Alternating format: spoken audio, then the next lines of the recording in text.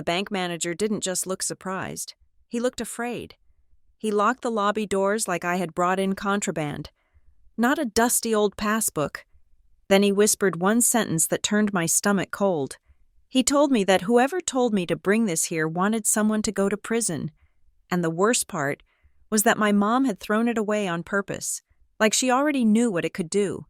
My name is Luna Mitchell, and until 5 minutes ago, my biggest problem was the check engine light on my 10-year-old sedan and the fact that I had used my last sick day to drive 2 hours into the middle of nowhere. I sat in the stiff leather chair across from the bank manager's desk, clutching my purse with white-knuckled force. The nameplate on the desk read, Elliot Rains. But the man behind it did not look like a figure of authority anymore.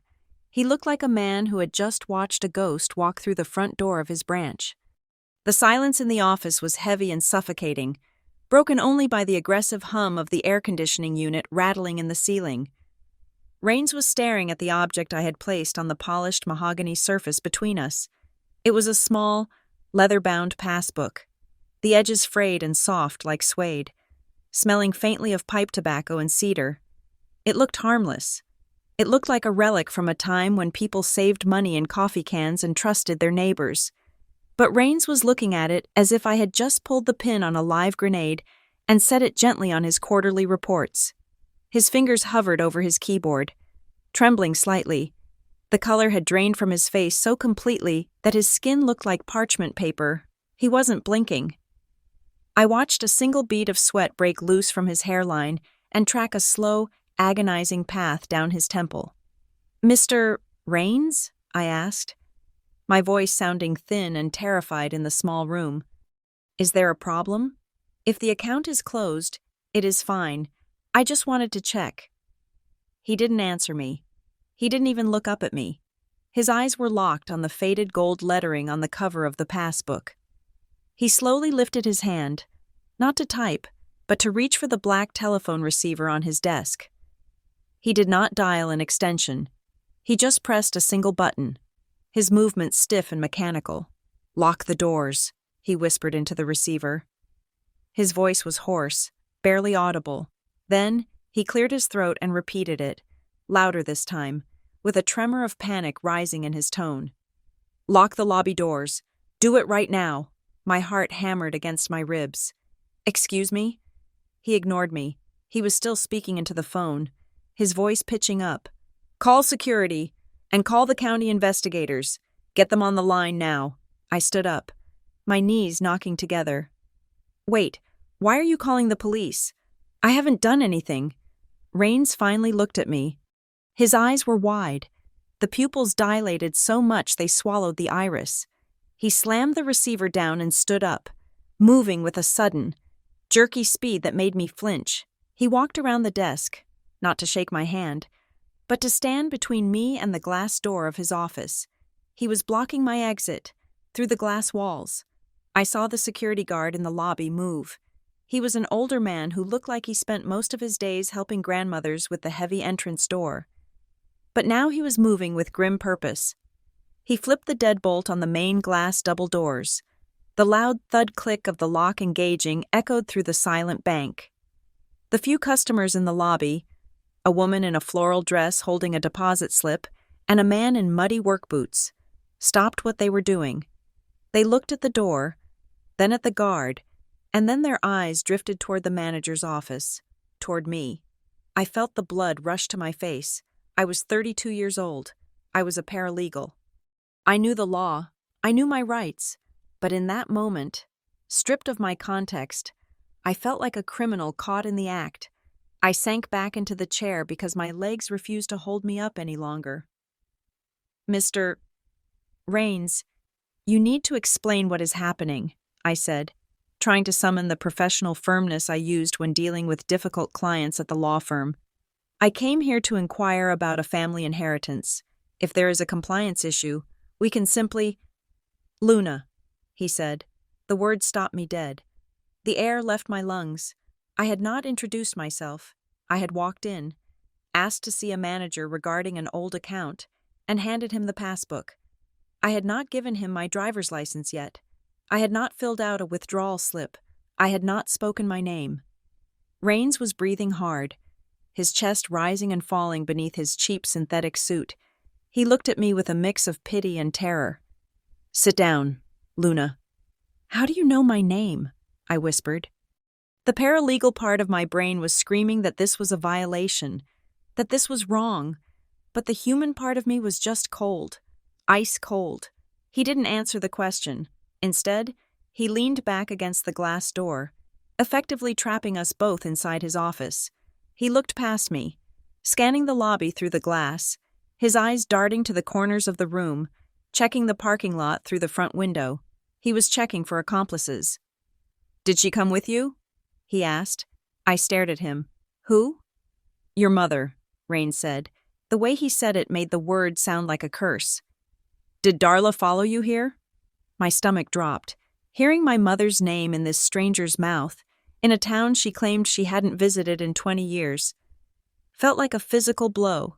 It violated every law of physics my family had operated under. My mother was the grieving widow. She was the one back home in Caldwell County, crying crocodile tears over flower arrangements and trying to sell Grandpa's farm before the dirt had settled on his grave. She wasn't here. She couldn't be here. "No," I stammered. "No, she is at home. She doesn't even know I am here. Why would she be here?" Rains let out a breath that sounded like a shudder. He walked back to his desk, keeping his eyes on me, moving carefully as if I might pull a weapon. He sat down heavily and spun his monitor screen around so I couldn't see it. Though I had no angle to see it anyway, he reached out and placed his hand over the passbook. He didn't pick it up. He just covered it with his palm, sliding it toward his side of the desk, away from me. The gesture was possessive and protective. He wasn't taking it to process a transaction. He was securing evidence. "You need to listen to me very carefully, Luna," Rain said, his voice dropping to a harsh whisper. The system just went red. "Do you know what that means?" "No," I said, my voice trembling. "I don't know what that means. I don't know you." "It means a silent alarm just went out to the Regional Fraud Division," he said. "It means that by inserting this account number into my terminal, I just triggered a Level 1 containment protocol." "It is a savings account," I pleaded, feeling the hysterical urge to laugh. "It is just a savings account. My grandfather gave it to me. It was a gift." Rains flinched. His eyes squeezed shut for a second when I said the word gift. He looked pained, as if I had insulted him. "A gift," he repeated, opening his eyes. They were wet, glassy with fear. "Is that what he told you? Walter told you this was a gift?" He knew my grandfather's name too. Of course he did. But the familiarity was wrong. It wasn't the polite familiarity of a small-town banker remembering a loyal customer. It was the familiarity of a man remembering a trauma. "He died 2 weeks ago," I said, my voice cracking. "He left this for me, hidden. He wanted me to have it." Rains shook his head slowly. "He didn't leave you money, Luna. He left you a warrant." I stared at the passbook under his hand. The worn leather cover that I had rescued from the kitchen trash only yesterday seemed to pulse with a dark energy. "I don't understand," I said. "Grandpa Walter was a farmer. He played chess. He didn't break laws." "This account is not a farm account," Rains said, typing rapidly now, his eyes scanning the data scrolling on his screen that I couldn't see. "This account number corresponds to a legacy ledger. It was flagged in 2017 under the Hawthorne exception." "The what?" "A fraud case," Rains said, spitting the words out. "Internal, buried. It was supposed to be dormant, but the flag says that any attempt to access this account implies immediate reactivation of the conspiracy." He looked up at me, and for the first time, I saw that he wasn't just afraid of the police. He was afraid for me, or maybe he was afraid of me. I couldn't tell the difference anymore. "Whoever told you to walk in here," Rains said, his voice low and intense. "Whoever gave you this book and sent you into this lobby. They didn't want you to get a payout. They wanted you to get arrested. They wanted you processed. They wanted your name in the system attached to these funds." I felt the room spin. I gripped the arms of the chair. My mind flashed back to the kitchen. I saw my mother's face. I saw the way she had thrown the book in the trash. Worthless junk.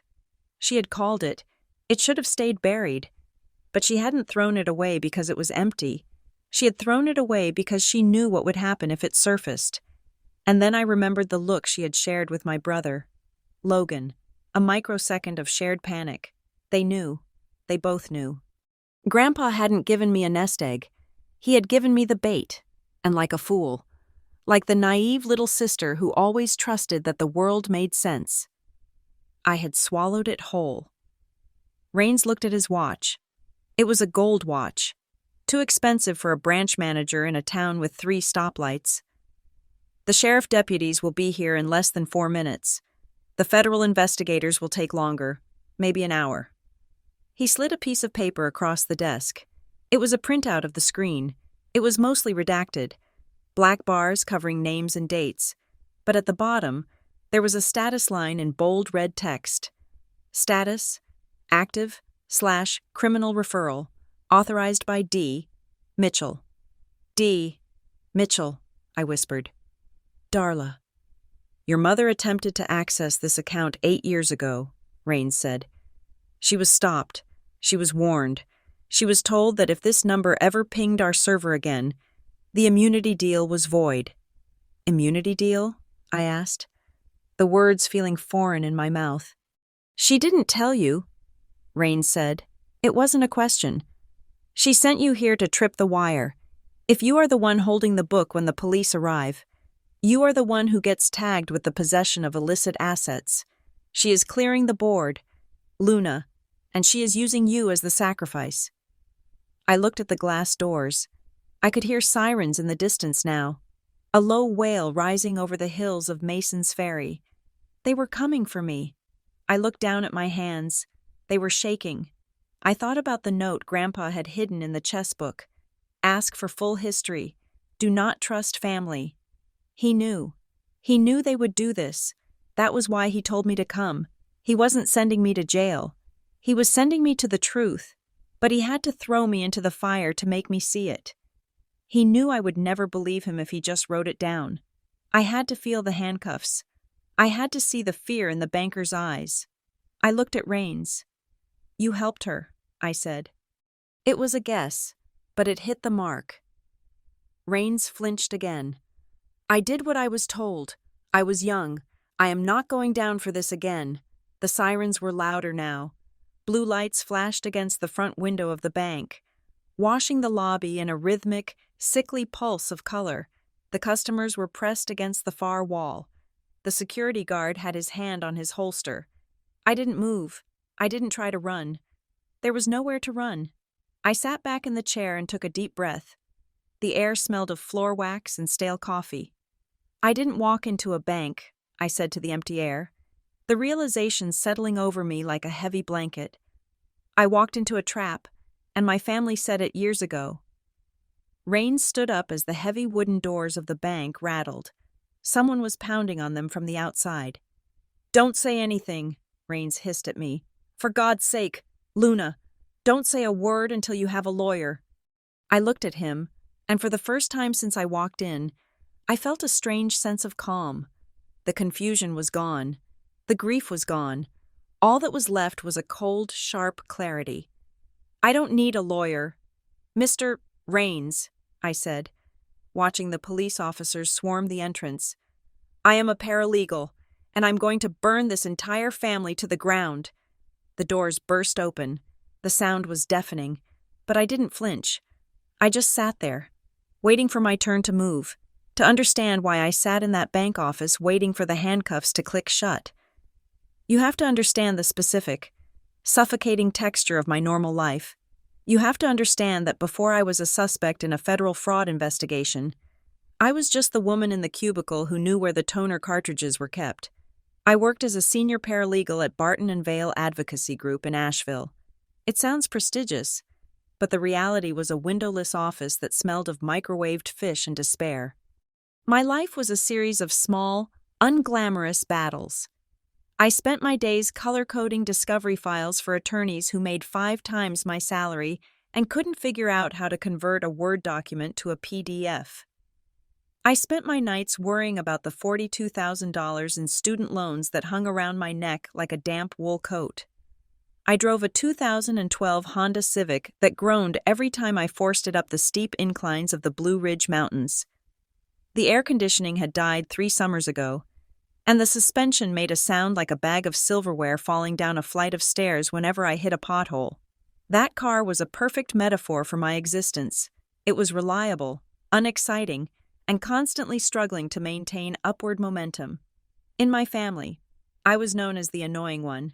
I was the defect. My mother, Darla, treated my career in legal advocacy as a cute little hobby, like knitting or scrapbooking. To her, a paralegal was just a lawyer who failed to launch. But the real reason I annoyed them wasn't my bank account. It was my eyes. I noticed things. I read the terms and conditions. I saved receipts. I asked questions that made dinner conversations uncomfortable. If Darla said she bought a dress on sale, I was the one who noticed the designer tag was still tucked inside, showing full price. If my brother Logan claimed he was closing a massive deal in Charlotte, I was the one who noted that his rental car had a local parking sticker. I didn't do it to be mean. I did it because details mattered. Details were the difference between a winning case and a malpractice suit.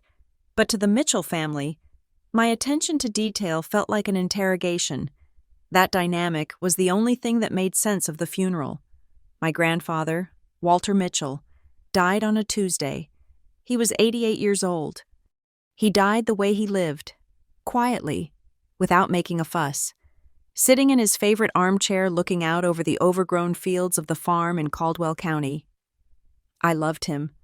He was the only person in my bloodline who didn't look at me like I was a problem to be solved. When the hospice nurse called me, I didn't cry immediately. I just felt a heavy, anchor-like weight settle in my chest. I took my 3 days of bereavement leave, ignored the passive-aggressive emails from my boss about the Henderson file, and drove east. The funeral took place 2 weeks before the bank incident. It was a humid, sticky morning that made your clothes cling to your skin the second you stepped outside. The funeral home was a brick box next to a used car lot, and the air inside was pumped full of artificial lily scent to mask the smell of old carpet. Darla did not mourn. Darla managed. I arrived 20 minutes early, and my mother was already standing at the entrance with a clipboard. She was wearing a black dress that was tailored to within an inch of its life, her hair sprayed into a helmet of blonde perfection. She didn't look like a grieving daughter. She looked like a convention organizer running a tight schedule. "Luna," she said, checking her watch. "You are early? Good. Make sure the guest book pen actually works. I don't want people standing around clicking it like idiots." "Hi, Mom," I said, leaning in for a hug that she stiffly accepted before patting my back twice. The universal signal for release. "How are you holding up?" "I am fine," she said, her eyes scanning the parking lot over my shoulder. "The caterer is trying to charge us for extra iced tea. I told him if he charges me for ice, I will ruin his Yelp rating. Did you bring the check for the organist?" "I have it," I said. "Mom, are you okay? Really?"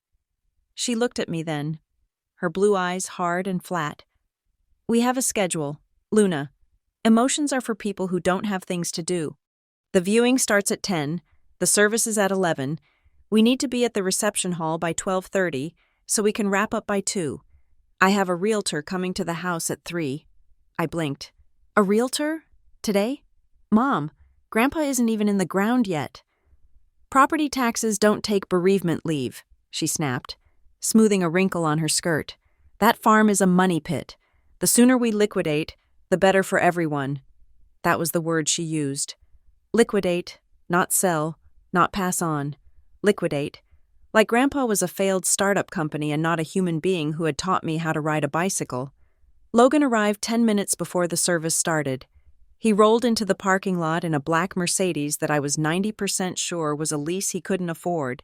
He stepped out wearing a suit that probably cost more than my car, adjusting his cuffs with a practiced theatricality. Logan was 35, handsome in a generic, television commercial sort of way, and completely morally bankrupt. He worked in consulting, which as far as I could tell meant he moved money from one pile to another and took a fee for the effort. "Sis," he said, walking up the steps. He didn't hug me. He did that thing where he squeezed my shoulder and gave me a somber nod, like he was running for senator. "Rough day." "It is," I said. "Where is Jessica?" "We are taking a break," Logan said breezily, checking his reflection in the glass door of the funeral home. "She couldn't handle the grind. You know how it is. High performance requires sacrifice." He walked past me to Darla. I watched them interact. It was fascinating in a gruesome way. They didn't embrace like mother and son. They huddled like co-conspirators. I saw Logan whisper something, and I saw Darla nod sharply. Her eyes narrowing. They looked tense, not sad. Tense. The service was a blur of generic scriptures and hymns that Grandpa would have hated. The pastor didn't really know him, so he spoke in broad platitudes about a long life and ties to the land. I sat in the front row, staring at the polished wood of the casket, trying to summon the memory of Grandpa's voice. I remembered the smell of his pipe tobacco and the way his hands looked, knotted with arthritis but incredibly steady when he moved a chess piece. We used to play on his back porch on Sunday afternoons. He wasn't just playing a game. He was teaching me how to survive. "Look at the whole board. Luna," he would say, "people get so focused on capturing a pawn that they don't see the knight coming for their queen. Let them think they have won. Arrogance is the best blindness." I looked at Darla and Logan in the pew across from me. They were sitting perfectly straight, heads bowed at the correct angle, but their feet were twitching. Logan was checking his smartwatch every 30 seconds. Darla was shredding a tissue, not to wipe tears, but just to have something to do with her hands. They were impatient. They were waiting for the whistle to blow so the game could end. After the burial, we went to the reception hall. It was a depressing affair with lukewarm potato salad and ham rolls that were starting to curl at the edges.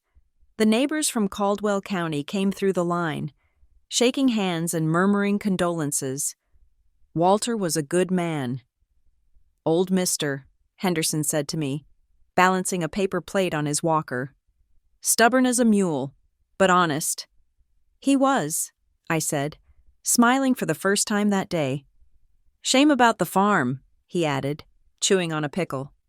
"Heard Darla is selling to that developer group out of Charlotte, going to turn the whole 80 acres into condos." My stomach tightened. "She is?"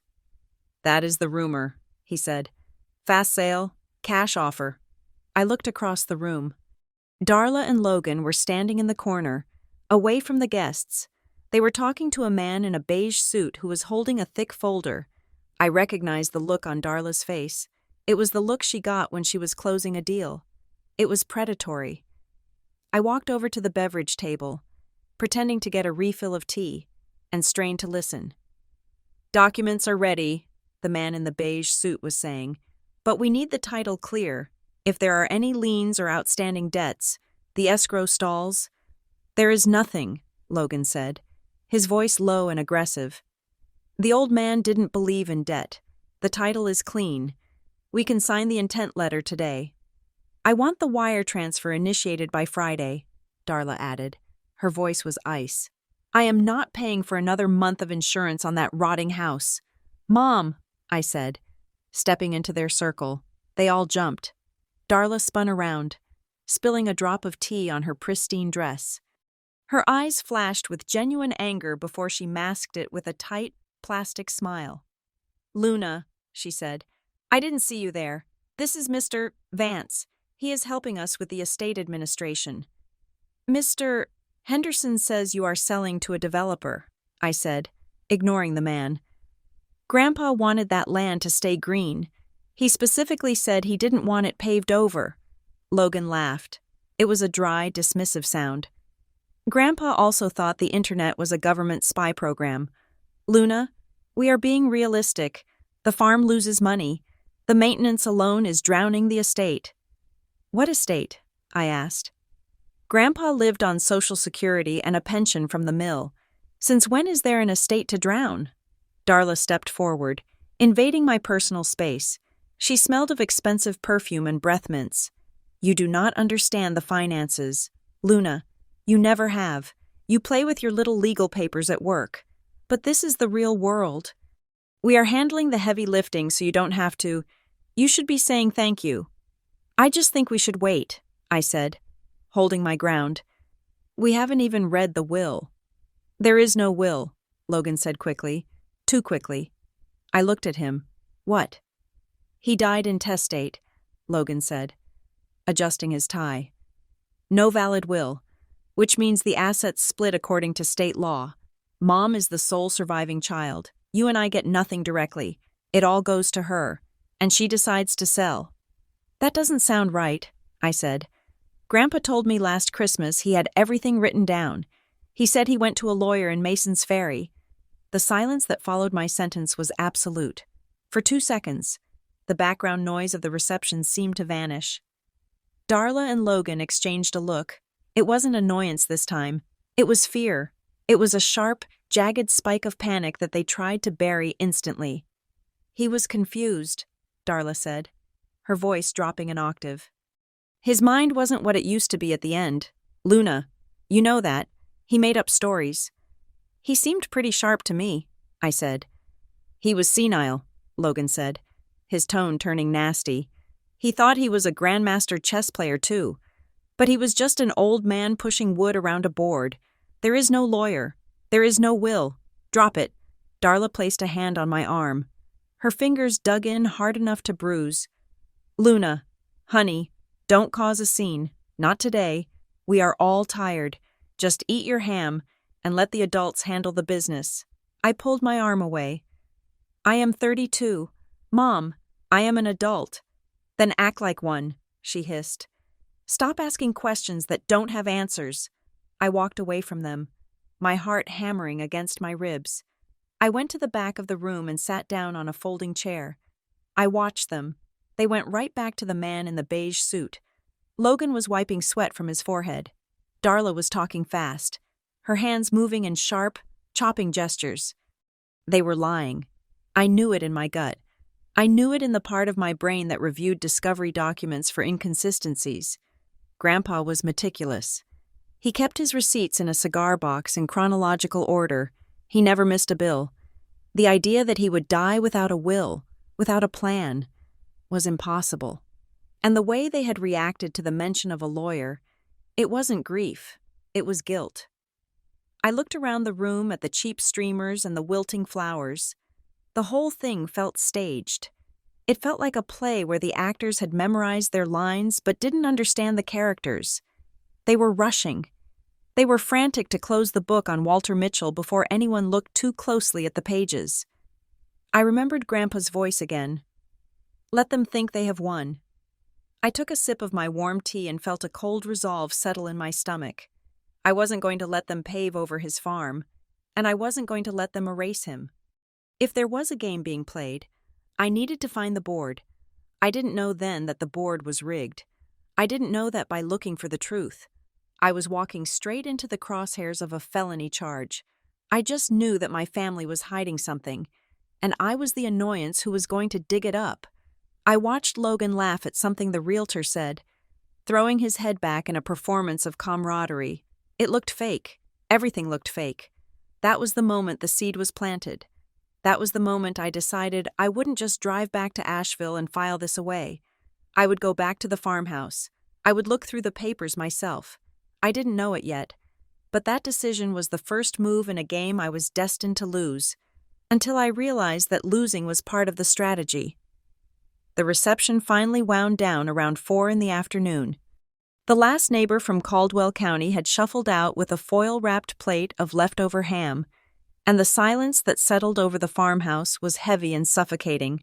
It was not a peaceful silence. It was the kind of silence that happens after a loud argument, vibrating with unsaid things. Darla and Logan were in the living room, surrounded by cardboard boxes. They had not even waited 24 hours to start packing. I could hear the aggressive rap of packing tape being pulled from the dispenser, a sound that grated against my nerves like a dental drill. They were erasing him. Every book they boxed up, every knick-knack they wrapped in newspaper.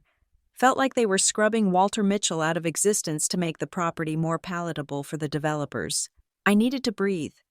I slipped away from the noise of their industry and walked down the hallway to the back of the house, to the one room that had always been off-limits to everyone but me.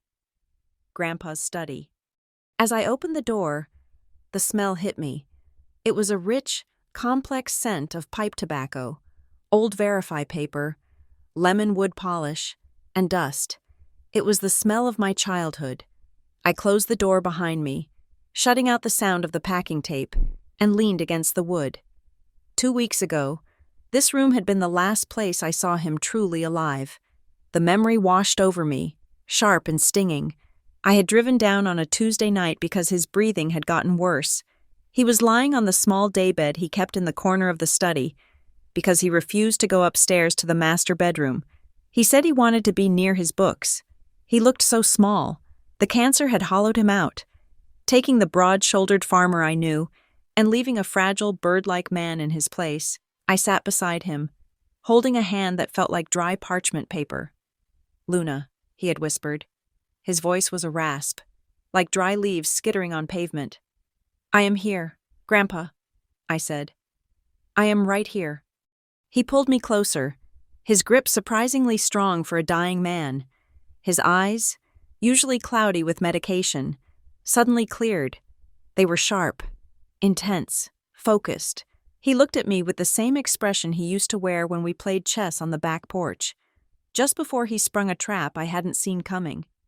"The Passbook," he wheezed. "In the endgame book. Only you." "What Passbook, Grandpa?" I asked, leaning in. "Do you mean your savings account?" He shook his head. A tiny, frustrated movement. "Endgame," he breathed out. "Patterns. Remember the patterns?" Then he had coughed. A racking, terrible sound that broke the moment, and the clarity faded from his eyes. He slipped back into the morphine haze, and he never spoke clearly again. He died 3 days later. Now, standing in his silent study, that whisper echoed in my head. Endgame, patterns. I walked over to the massive oak bookshelf that covered the entire north wall.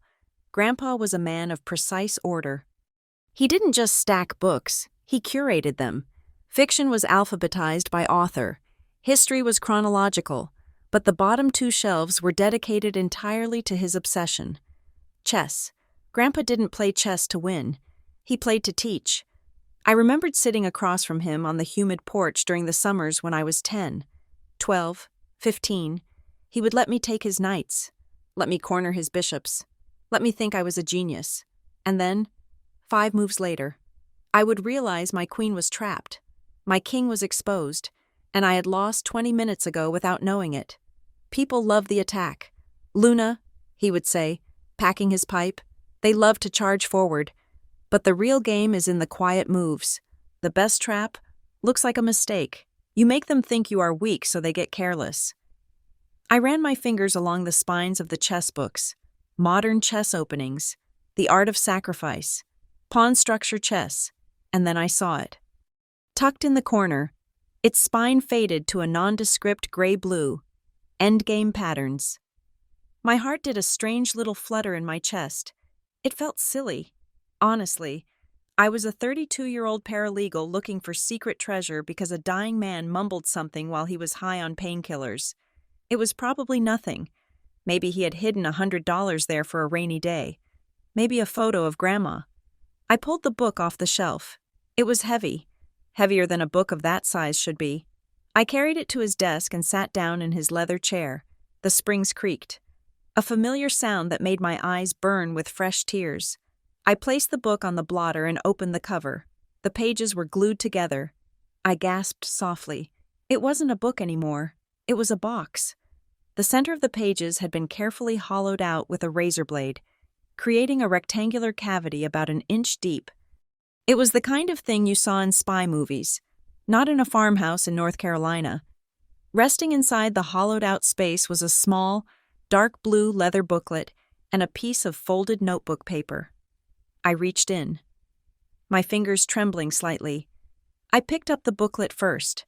It was a bank passbook, the kind they stopped issuing 20 years ago. The leather was soft and worn smooth at the corners. On the front, in faded gold foil, was the logo of a bank that hadn't existed since the 90s. First Carolina's Trust. I opened it. The first page had a name handwritten in blue ink.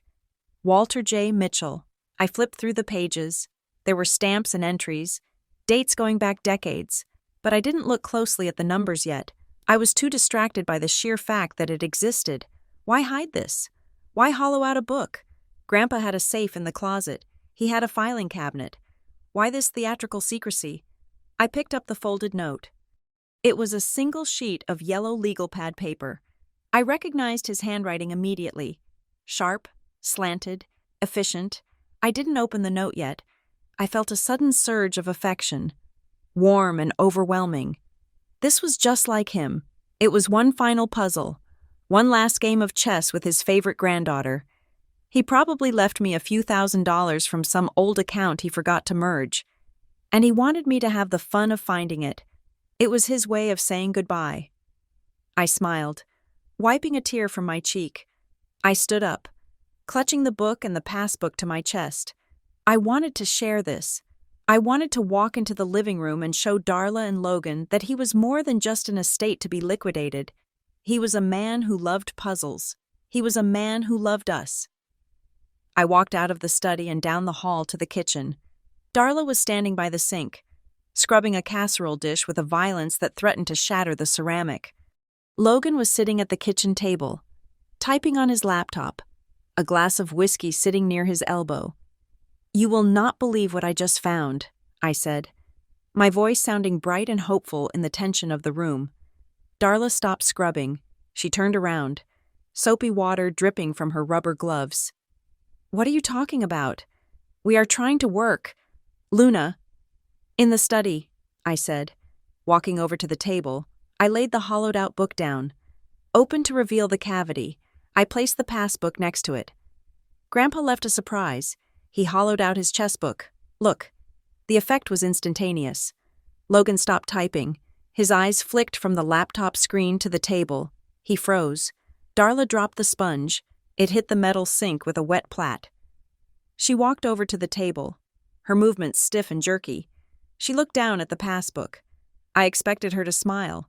I expected her to roll her eyes and say, "Oh, Walter, always with the games." I expected a moment of shared family bemusement. Instead, her face went completely white. It wasn't the pale cast of grief. It was the color of a person who has just seen a car crash. Her lips pressed into a thin, bloodless line. "Where did you get that?" she demanded. Her voice was low and dangerous. "I told you," I said, confused by her reaction. "It was in the book, in the study. He told me about it right before he died. I think it is a savings account he wanted me to have." Darla reached out and snatched the passbook off the table. She moved so fast I barely registered the motion. She didn't hold it like a keepsake. She held it like a dead rat she had found in the pantry. "He told you?" she asked, her eyes narrowing. "What exactly did he tell you?" "He just said, 'The passbook,'" I stammered, stepping back. "He said it was in the endgame book." Darla looked at the passbook in her hand. Her chest was heaving. Then, without a word, she turned and marched to the tall plastic trash can in the corner of the kitchen. She stepped on the pedal. The lid popped up, and she threw the passbook inside. "Mom!" I yelled. "What are you doing?" "It is garbage," she hissed, letting the lid slam shut. "It is worthless junk. Just old papers from a bank that went bust 30 years ago. He was hoarding trash." "You didn't even look at it," I said, shocked. "It might have money in it. It was a gift." "It was senility," Darla shouted, spinning around to face me. It was the confused ramblings of an old man who hid trash in books because his brain was rotting. God, Luna, do you have to be so sentimental about everything? It should have stayed buried. The violence of her reaction stunned me. She was breathing hard. Her hands clenched into fists at her sides. "You threw it away," I whispered. "You just threw it away." From the table, Logan let out a short, sharp laugh. It sounded forced, like a bark. "Oh, let it go. Luna," he said, leaning back in his chair and swirling his whiskey. "Mom is right. Grandpa saved receipts from 1982. He saved rubber bands.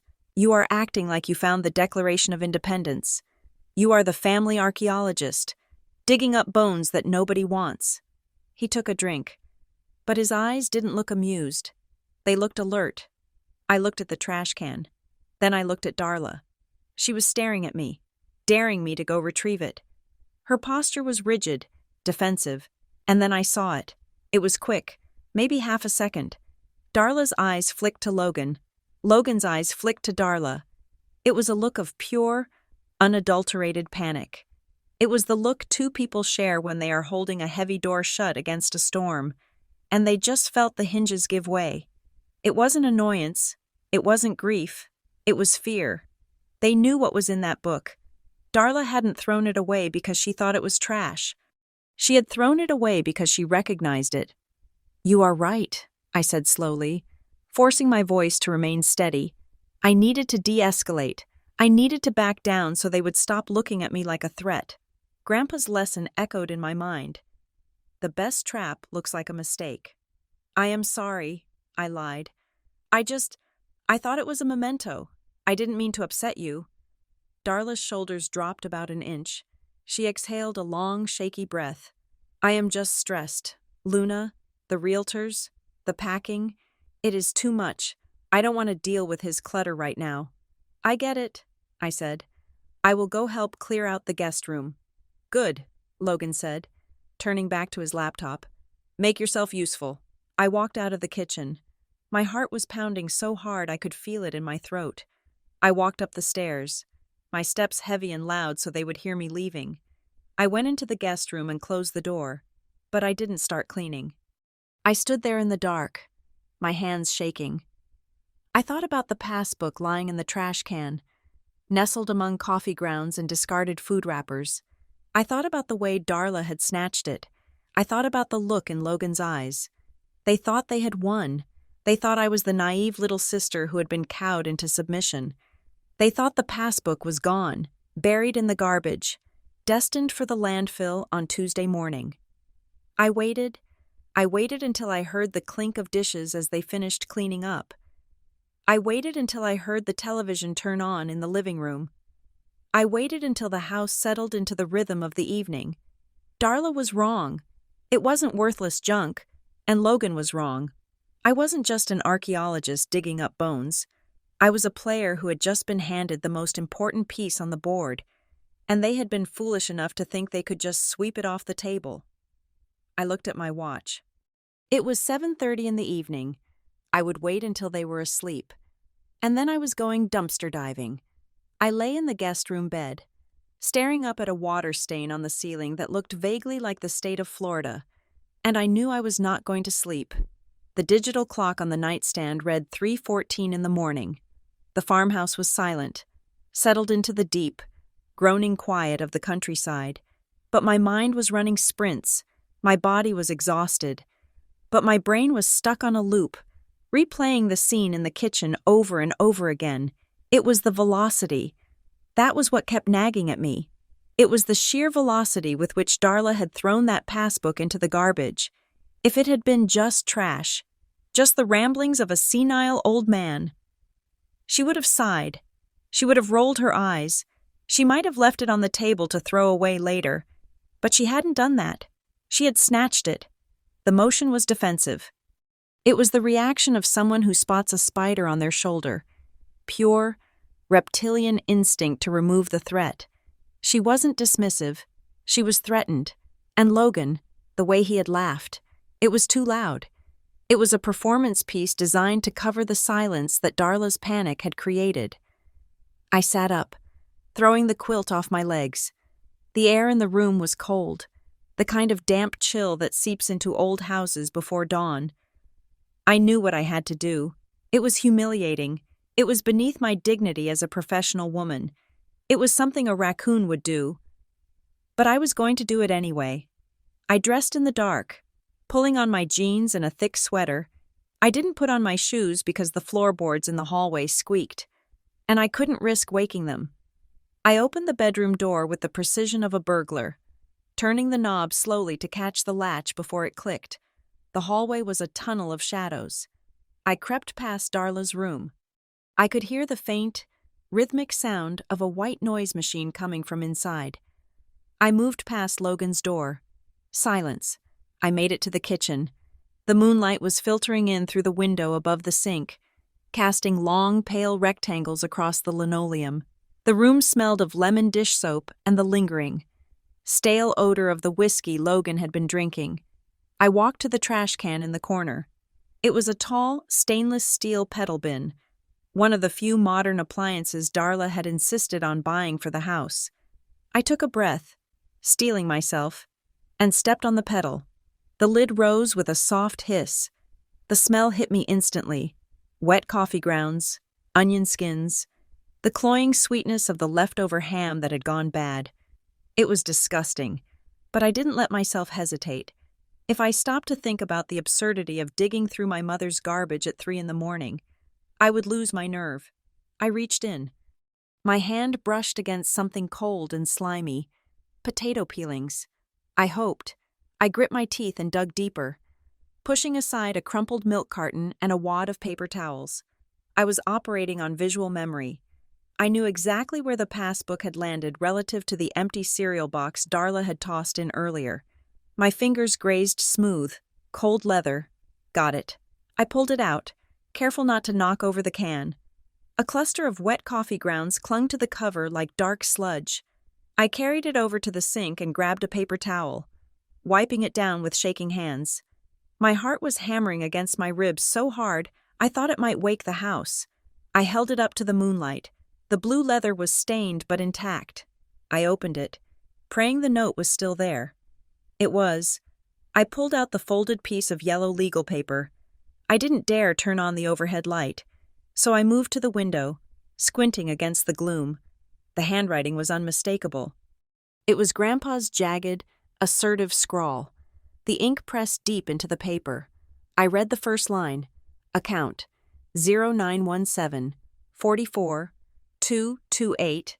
I frowned. I memorized the number instantly. Then I read the lines beneath it. Ask for full history. Do not trust family. The words seemed to vibrate on the page. Do not trust family. He hadn't written, be careful with your mother. He hadn't written, Logan is greedy. He had issued a blanket command. It was absolute. It was a warning shot fired from the grave.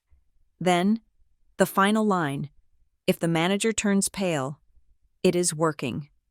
I stared at the paper. A chill that had nothing to do with the temperature went down my spine. This wasn't a savings account. This was a weapon. Grandpa had built a trap, and he had left me the trigger mechanism. I tucked the note and the passbook into the waistband of my jeans, hiding them under my sweater. I didn't go back to bed. I couldn't stay in this house another minute. The walls felt like they were closing in, and every creak of the settling timber sounded like Darla's footsteps.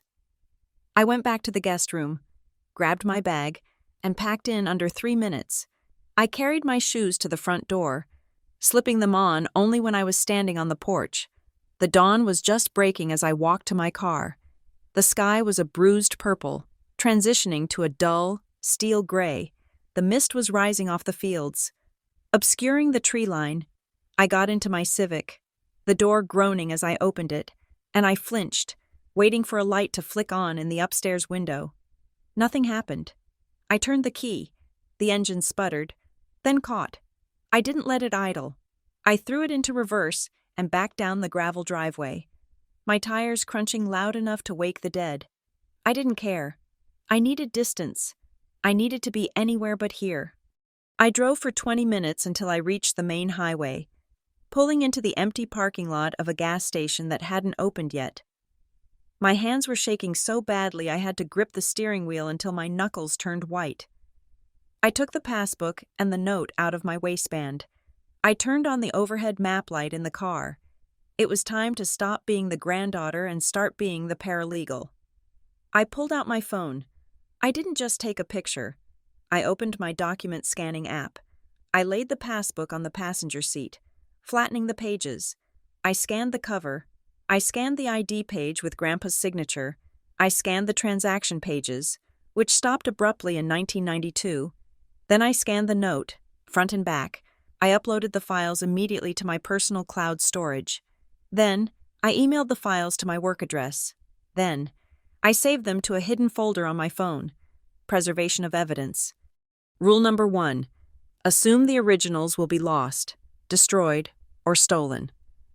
I picked up the Passbook again and really looked at it. The cover was definitely vintage. First Carolina's Trust. That bank had been acquired in a merger in the late 90s. The physical object was 40 years old, but the account number on the note? 0917 44 228. I stared at it. That format was wrong. Vintage account numbers from rural banks were usually 6 digits, maybe 7. They didn't have routing prefixes embedded in the customer ID string. The structure of this number, 3 sets of digits, separated by dashes, looked modern. It looked like a routing code mixed with a client identifier. It looked like an internal reference number for a wire transfer system, not a consumer savings account. What were you doing, Grandpa? I whispered to the empty car. The Passbook was a disguise. The book itself was just a prop, a physical container for the number on the note. If anyone had looked at the Passbook casually, they would see a dormant account with $5 in it from 1990. They wouldn't look at the note. But Darla had looked, or rather, she had refused to look, because she already knew what the object represented. I put the car in gear and drove. I needed to get back to Asheville. I needed to get back to my territory. By 10 in the morning, I was sitting at my desk at Barton and Vale. I hadn't showered, and I was running on vending machine coffee and adrenaline. I had the Passbook locked in the bottom drawer of my filing cabinet, underneath a stack of unfiled tort claims. My phone buzzed. I looked at the screen. Mom. My stomach did a slow roll. I let it ring twice. I needed to clear my throat. I needed to pitch my voice perfectly. I needed to be Luna the annoying daughter, not Luna the threat. I picked up. Hey, Mom. Luna, Darla's voice came through the speaker. It was sickeningly sweet. It was the voice she used when she was trying to charm a zoning board member. I noticed your car was gone when I got up. You left so early. Is everything all right? Yeah, sorry, I said, cradling the phone between my shoulder and ear while I pretended to type. I remembered I had a deadline on the Henderson briefing. I had to rush back to the office. I didn't want to wake you guys. Oh, you work too hard, honey, she said. You really do. There was a pause. A beat of silence that lasted just a second too long. I was just cleaning up the kitchen, Darla said, her tone casual, breezy. I was taking out that trash bag. You know, the one from last night. My hand froze over the keyboard. Yeah? I said. It seemed messed up, she said. Like someone had been digging in it. The coffee grounds were all moved around. I closed my eyes. She had checked. She had gone back to the trash to make sure the book was buried, or maybe to retrieve it herself and burn it. Oh, that was me, I said, forcing a laugh. I dropped an earring when I was putting my plate away last night. I had to fish around for it. It was gross. An earring, Darla repeated, her voice flattened slightly. Did you find it? Yeah, got it, I said. And that is all you found? She asked. The question hung in the air like a guillotine blade. What else would I find in the garbage? Mom, I asked, keeping my voice light. Just ham scraps.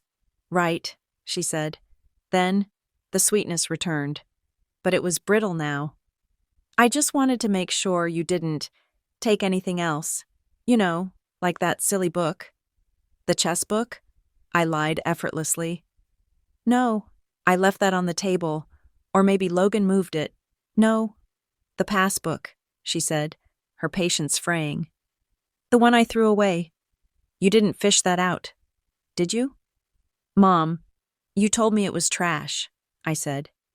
Why would I want a piece of trash covered in coffee grounds? I have enough clutter in my apartment. I waited. This was the moment. If she believed me, she would hang up. Good, Darla said, but the relief wasn't there. The tension was still tight in her voice. Because I was thinking about it. Luna, some things are better left alone. Grandpa he was confused at the end. He liked to make up puzzles that didn't have answers. I wouldn't want you to waste your time chasing ghosts. It can be dangerous to get obsessed with the past. Dangerous. She used the word dangerous. Not sad, not pointless. Dangerous. I am not obsessed, Mom, I said. I am just working. I have to go. My boss is waving at me. Okay, she said. We will talk later. Love you. Love you too, I said, and hung up. I stared at the phone. My hand was shaking again. She wasn't calling to check on me. She wasn't calling to say hello. She was conducting a reconnaissance mission. She had gone back to the trash, found the passbook missing and panicked. She knew I had it. She had to know. My lie about the earring was flimsy, and she was too smart to buy it wholesale. She knew I had the book, and she had just warned me to back off. I looked at the locked drawer of my filing cabinet. Darla had made a mistake. She thought that by warning me, she would scare me off. She thought that by calling Grandpa confused, she would make me doubt the evidence, but she didn't understand who I was anymore. She still saw the little girl who cried when she skinned her knee. She didn't see the paralegal who spent 40 hours a week hunting for contradictions in sworn affidavits. She had just confirmed everything. If the passbook was trash, she wouldn't have called. If the account was empty, she wouldn't have used the word dangerous. I pulled a yellow legal pad toward me and picked up a pen. I wrote down the date and the time. Then I wrote, phone call with D. Mitchell. Subject inquired about recovered item from trash. Tone, hostility masked as concern. Implied threat. I looked at the words on the page. Okay, Grandpa, I whispered. I don't trust the family. Now let's go see if the manager turns pale. I grabbed my car keys. I wasn't going to wait for the weekend. I was going to Mason's Ferry today. The sun had gone down by the time I got back to my apartment, but the adrenaline from the morning had not faded. It had curdled into a tight, acidic knot in my stomach. I was sitting on my couch, staring at the digital scan of the passbook on my laptop screen, when my phone buzzed again. It was Logan. I looked at the caller ID and felt a fresh wave of nausea. 2 calls in one day. We usually went 3 months without speaking, communicating only through liked photos on social media or brief. Awkward texts on holidays. Now, suddenly, I was the most popular member of the Mitchell family. I pressed record on my laptop's voice memo app before I answered. Preservation of evidence. If they were going to gaslight me, I wanted the transcript. Hey, Logan, I said, keeping my voice flat. Luna, how is my favorite sister? Logan's voice boomed through the speaker. It was too loud, too cheerful. It was the voice he used when he was trying to sell a client on a high-risk investment strategy. It was the voice of a man who was sweating through his shirt, but smiling through his teeth. I am your only sister, Logan, I said. He laughed. A dry, hollow sound. Details. Listen, Mom told me she spoke to you earlier. She said you seemed a little stressed. Just wanted to check in. I am fine, I said. Just work. Good, Logan said. I could hear the faint click of a lighter in the background, followed by a sharp inhale. He was smoking again. He only smoked when he was cornered. Look, Luna, I know the funeral was rough, and I know the whole situation with the farm is complex, but I wanted to give you some good news. What news? I asked. I am handling everything, he said, his voice dropping to a confidential, brotherly tone that made my skin crawl. I know you are busy with your paralegal stuff, and honestly, you shouldn't have to worry about the messy administrative side of death. It is grim work. So, Mom and I decided I will take point on the paperwork. I will deal with the lawyers, the filings, the asset liquidation. You don't have to lift a finger. I stared at the recording timer on my screen. You don't have to lift a finger. It sounded like a favor. It was actually an eviction notice. That is generous of you, I said carefully. But since Grandpa died intestate, Doesn't the state handle the division? Unless there are assets we don't know about. There is nothing, Logan said quickly. The speed of his denial was almost impressive. Grandpa had nothing, Luna, just the land, and even that is leveraged. Honestly, by the time we pay off the debts and the funeral costs, there won't be much of a pie to slice. Mom is going to need every penny just to retire comfortably. You and I, we are young. We can earn our own way, right? The subtext was so loud it was deafening. We have already divided the estate. You get 0. I get my cut under the table. Mom gets the rest. You get to be the good daughter who asks no questions. Right, I said. We can earn our own way. Exactly, Logan said, sounding relieved. I knew you would get it. You were always the sensible one. So, if you find any more odd papers or old books, just toss them, okay? Or send them to me. Don't waste your time trying to decipher Grandpa's scribbles. He was writing nonsense towards the end. Sad stuff. I will keep that in mind, I said. Great. Love you, kiddo. Get some sleep. The line went dead. I saved the recording immediately. I named the file L. Mitchell. Call. Denial of assets. Then I opened a new document and began to transcribe the call word for word. I typed it out with the same clinical precision I used for witness statements at the firm. Subject L. Mitchell claims deceased had nothing. Subject asserts sole control over paperwork. Subject attempts to discourage discovery of additional documents. They were terrified. They were closing ranks, and they were trying to push me outside the perimeter before I even realized there was a perimeter. But they were too late. I didn't sleep well that night, but the next morning, I woke up with a cold, hard purpose. I showered, dressed in my most professional blazer, the charcoal one I wore for court filings, and drove to the office. I walked straight to the senior partner's office. Mr. Barton was a terrifying man who communicated mostly in grunts and red ink, but I didn't care. I need a personal day, I said, standing in his doorway. Today, immediate effect, Barton looked up from his desk, his bushy eyebrows knitting together. In 5 years, I had never taken a personal day on short notice. I came in when I had the flu. I came in when my car broke down. We have the Henderson filing, he grunted. It is done. I lied. It was 90% done, which was close enough. I have a family emergency regarding my grandfather's estate. I will be back tomorrow. He looked at me for a long moment, assessing me. He must have seen something in my face, some new rigidity, some lack of the usual deferential fear, because he just nodded. Take it, but have your phone on. Thank you, I said. I didn't go back to my apartment. I went to the bank, not the bank in Mason's Ferry, but my own bank in Asheville. I needed to access my safety deposit box. I gathered my arsenal. I retrieved the certified copy of Grandpa's death certificate I had requested from the county clerk the day after he died, just a standard procedure I did automatically, which now felt like divine intervention. I grabbed my birth certificate and my mother's birth certificate, which proved my lineage. I had my paralegal ID, my driver's license, and the physical passbook. I sat in my car in the parking lot and looked at the passbook one more time. First Carolina's Trust. I had done my research the night before. First Carolina's Trust had been a regional powerhouse in the 80s. In 1998, they were acquired by Southern Heritage Bank.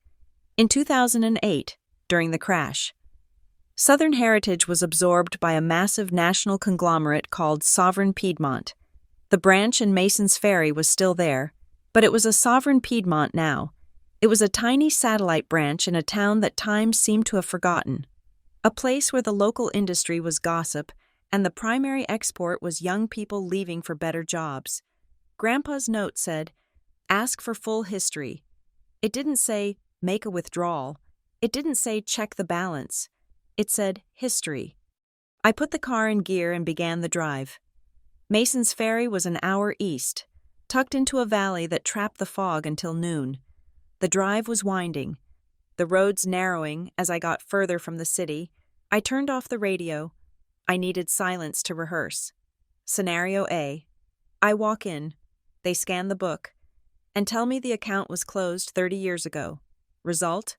I go home. I apologize to Darla, and I accept that I'm crazy. Scenario B. I walk in. They find the account, and it has $400 in it. Result? I buy a nice bottle of wine, toast Grandpa's memory, and go back to my life. Scenario C. I walk in, and the world explodes. I was praying for Scenario B. I really was. I wasn't looking for a fight. I was looking for closure. I wanted to believe that my mother and brother were just greedy and insensitive, not criminal. I wanted to believe that the panic I saw was just my own grief projecting drama onto a sad situation. I pulled into Mason's Ferry around 11 in the morning. The town square was a postcard of fading Americana. There was a hardware store with a rusted sign, a diner that smelled of frying grease, and the bank. The bank building was old brick, sturdy and imposing, a relic from a time when banks wanted to look like fortresses. The sign above the door was modern plastic, Sovereign Piedmont, but the stone etching above the lintel still read, First Carolina's Trust. My hands were sweating on the steering wheel. I wiped them on my pants. I grabbed my leather portfolio, checked that the passbook was tucked securely inside, and got out of the car. The air in Mason's Ferry was still and humid. A few locals sitting on a bench watched me as I walked up the steps. In a town this size, a stranger in a tailored suit was an event. I pushed open the heavy glass doors and stepped into the air conditioning. The lobby was quiet. It smelled of floor wax and old money. There were 3 teller windows, but only one was open. Behind the counter stood a woman who looked like she had been working there since the First Carolinas era. She had gray hair pulled back in a severe bun and glasses on a chain around her neck. Her name tag read Patricia.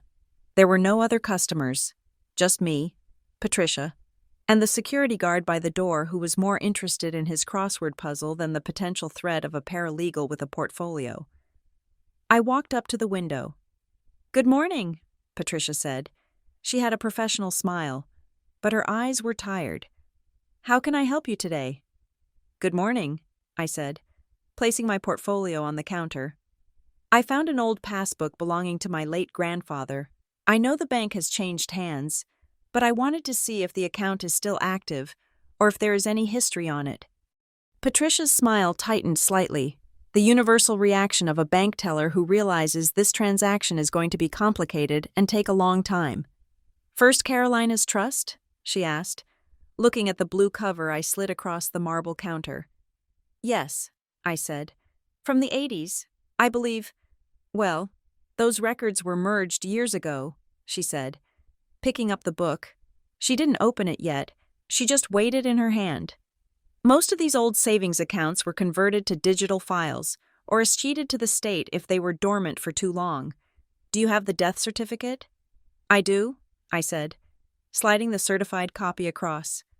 "And proof of executorship is pending, but I am his direct descendant, and I am just inquiring about the status. Not making a withdrawal."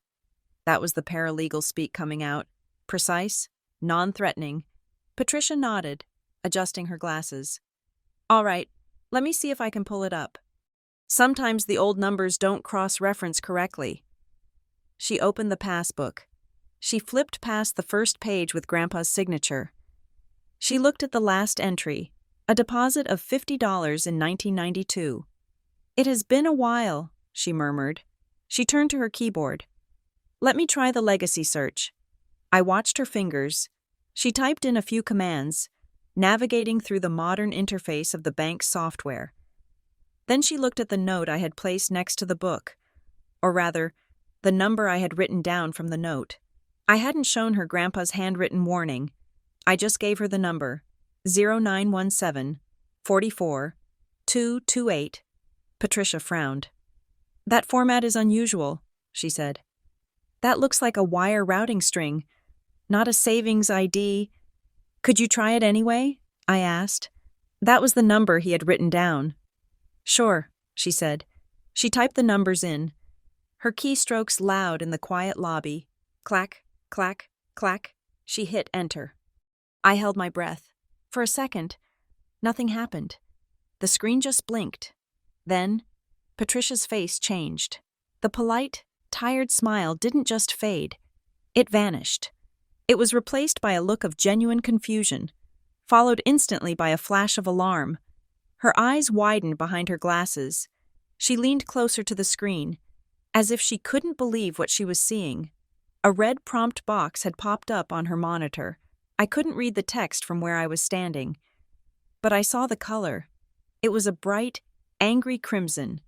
Patricia stopped typing. She pulled her hands away from the keyboard as if it had burned her. She looked up at me. Her face was pale. "Ma'am," she said. Her voice was different now. It was higher, tighter. "I need you to wait right here." "Is there a problem?" I asked, my heart beginning to hammer against my ribs. "Is the account closed?" "I need to get the manager," she said. She didn't answer my question. She didn't give me the customer service reassure. She just stepped back from the window, grabbing the passbook and holding it against her chest like she was afraid I might try to snatch it back. "Wait," I said. "Can I have the book back?" "One moment," she said. She turned and practically ran toward the back office, the glass door swinging shut behind her. I stood there alone at the counter. The security guard looked up from his crossword puzzle. He sensed the shift in the atmosphere. The quiet boredom of the lobby had evaporated, replaced by a sharp, static tension. I looked at the empty teller window. I looked at the red box still pulsing on the screen, visible through the glass. If the manager turns pale, it is working. I felt a cold shiver go down my spine. Grandpa hadn't been confused. He hadn't been senile. He had been precise.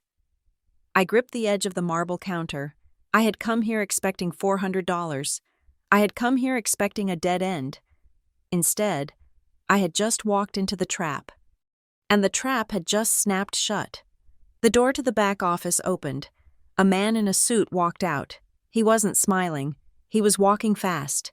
His eyes locked on me. He looked like he had just seen a ghost.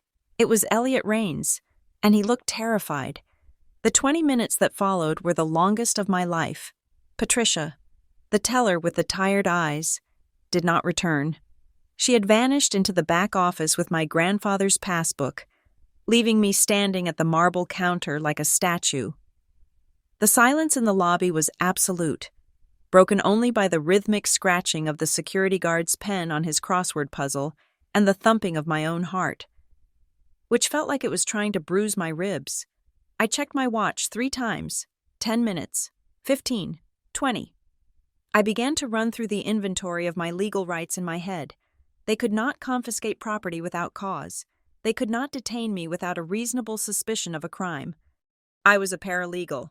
I knew how to draft a demand letter, but standing there in the sterile, air-conditioned chill of the Sovereign Piedmont branch, my legal training felt thin and insubstantial against the rising tide of dread in my gut. Finally, the door to the back office opened. It was not Patricia. It was a man I had never seen before, though I knew his name from the nameplate I would see on his desk moments later. Elliot Rains. He was in his late 40s, wearing a tailored navy suit that fit him perfectly, but he wore it with the discomfort of a man who was sweating profusely underneath the expensive fabric. He walked toward me with a brisk, professional gait, but as he got closer, I saw his hands. He was holding my passbook, and his fingers were trembling. It was a subtle tremor, fine and constant, like a low-voltage current was running through his nervous system. "Ms. Mitchell," he said.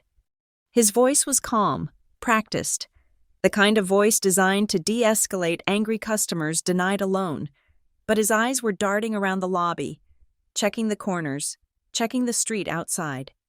"I am Elliot Rains, the regional manager. Would you please accompany me to my office?" It wasn't a request. "Is there a problem with the account?" I asked, not moving yet. "We need to discuss the specific nature of the holdings," he said, stepping aside and gesturing toward the glass-walled office at the back. "Privacy is essential." I followed him. I didn't have a choice. The moment I stepped across the threshold of his office, Rains closed the door. Then, he did something that made the hairs on the back of my neck stand up. He turned the thumb lock on the handle. Click. He walked around his desk and sat down. But he didn't gesture for me to sit. He just placed the passbook in the center of the desk, treating it with a strange mixture of reverence and revulsion. "You are Walter Mitchell's granddaughter," he stated. "Yes," I said, remaining standing. "I have his death certificate and—" "I don't need the certificate," Rains interrupted. He sounded exhausted. He took off his glasses and rubbed the bridge of his nose. "I know who Walter was, and I know who you are."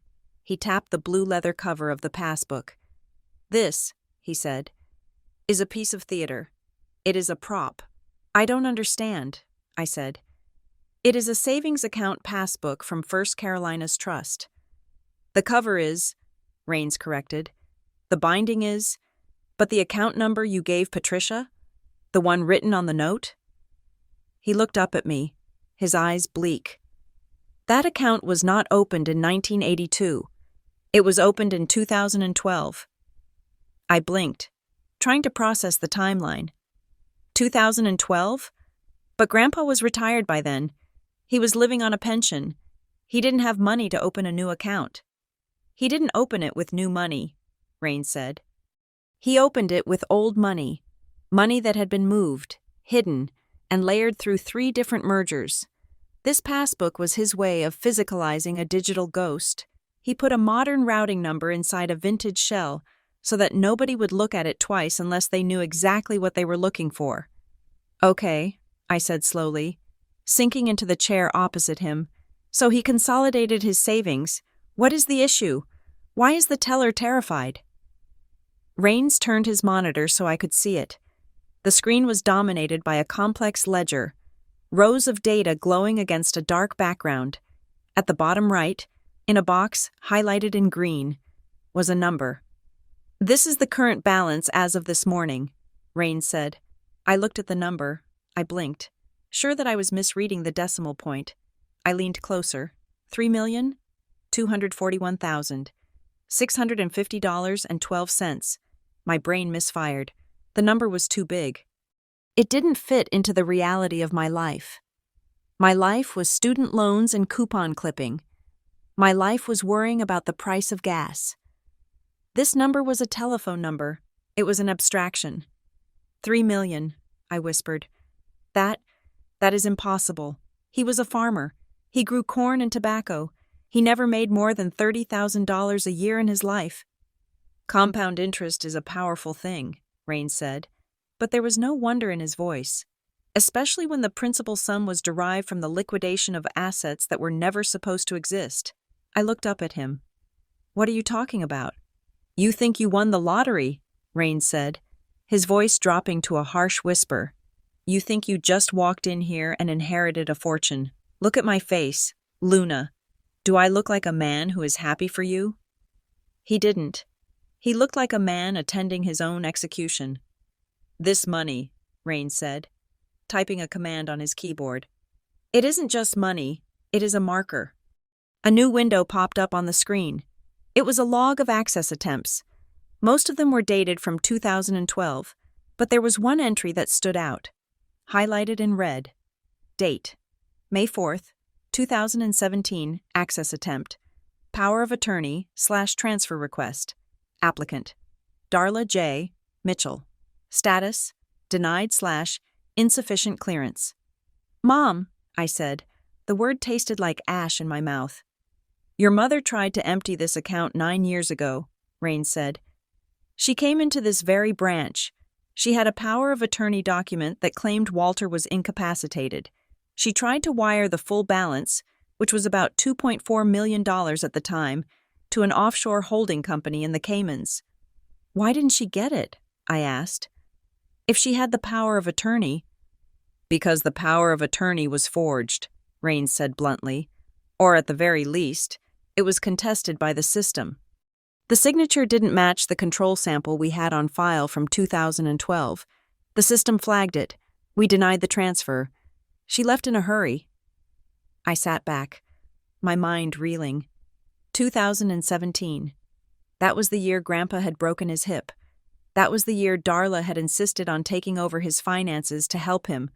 I had thought she was being a dutiful daughter. She had been trying to rob him blind. "She told me he was confused," I murmured. She told me the book was trash. She had to, Raines said, because she couldn't access it. She knew the money was there, sitting in the dark, accumulating interest. But she didn't have the key, and she knew that if anyone else found it, if you found it would trigger the alarm. What alarm? I asked. Raines leaned forward, his elbows on the desk. He interlaced his shaking fingers. The account isn't just a high-yield savings file, he said. It is tagged. In our internal system, deep in the back-end code that most tellers don't even know exists, this account belongs to a group called the Hawthorne Exception. The Hawthorne Exception, I repeated. It sounded like a Robert Ludlum novel, not a banking term. When First Carolina's Trust merged with Southern Heritage, Raines explained, speaking rapidly now, there were irregularities, a group of accounts that held assets from a land development deal that went bad in the 90s, fraud, massive, systemic fraud involving loan officers and local politicians. The bank wanted to bury it to ensure the merger went through, so they sequestered the accounts. They didn't close them, because that would require a paper trail. They just froze them, hid them under the Hawthorne tag.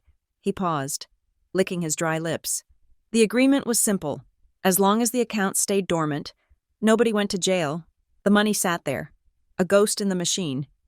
But if anyone ever successfully accessed one of those accounts, if anyone walked in with the right passbook, the right authorization, and reactivated the file, it would act as a tripwire.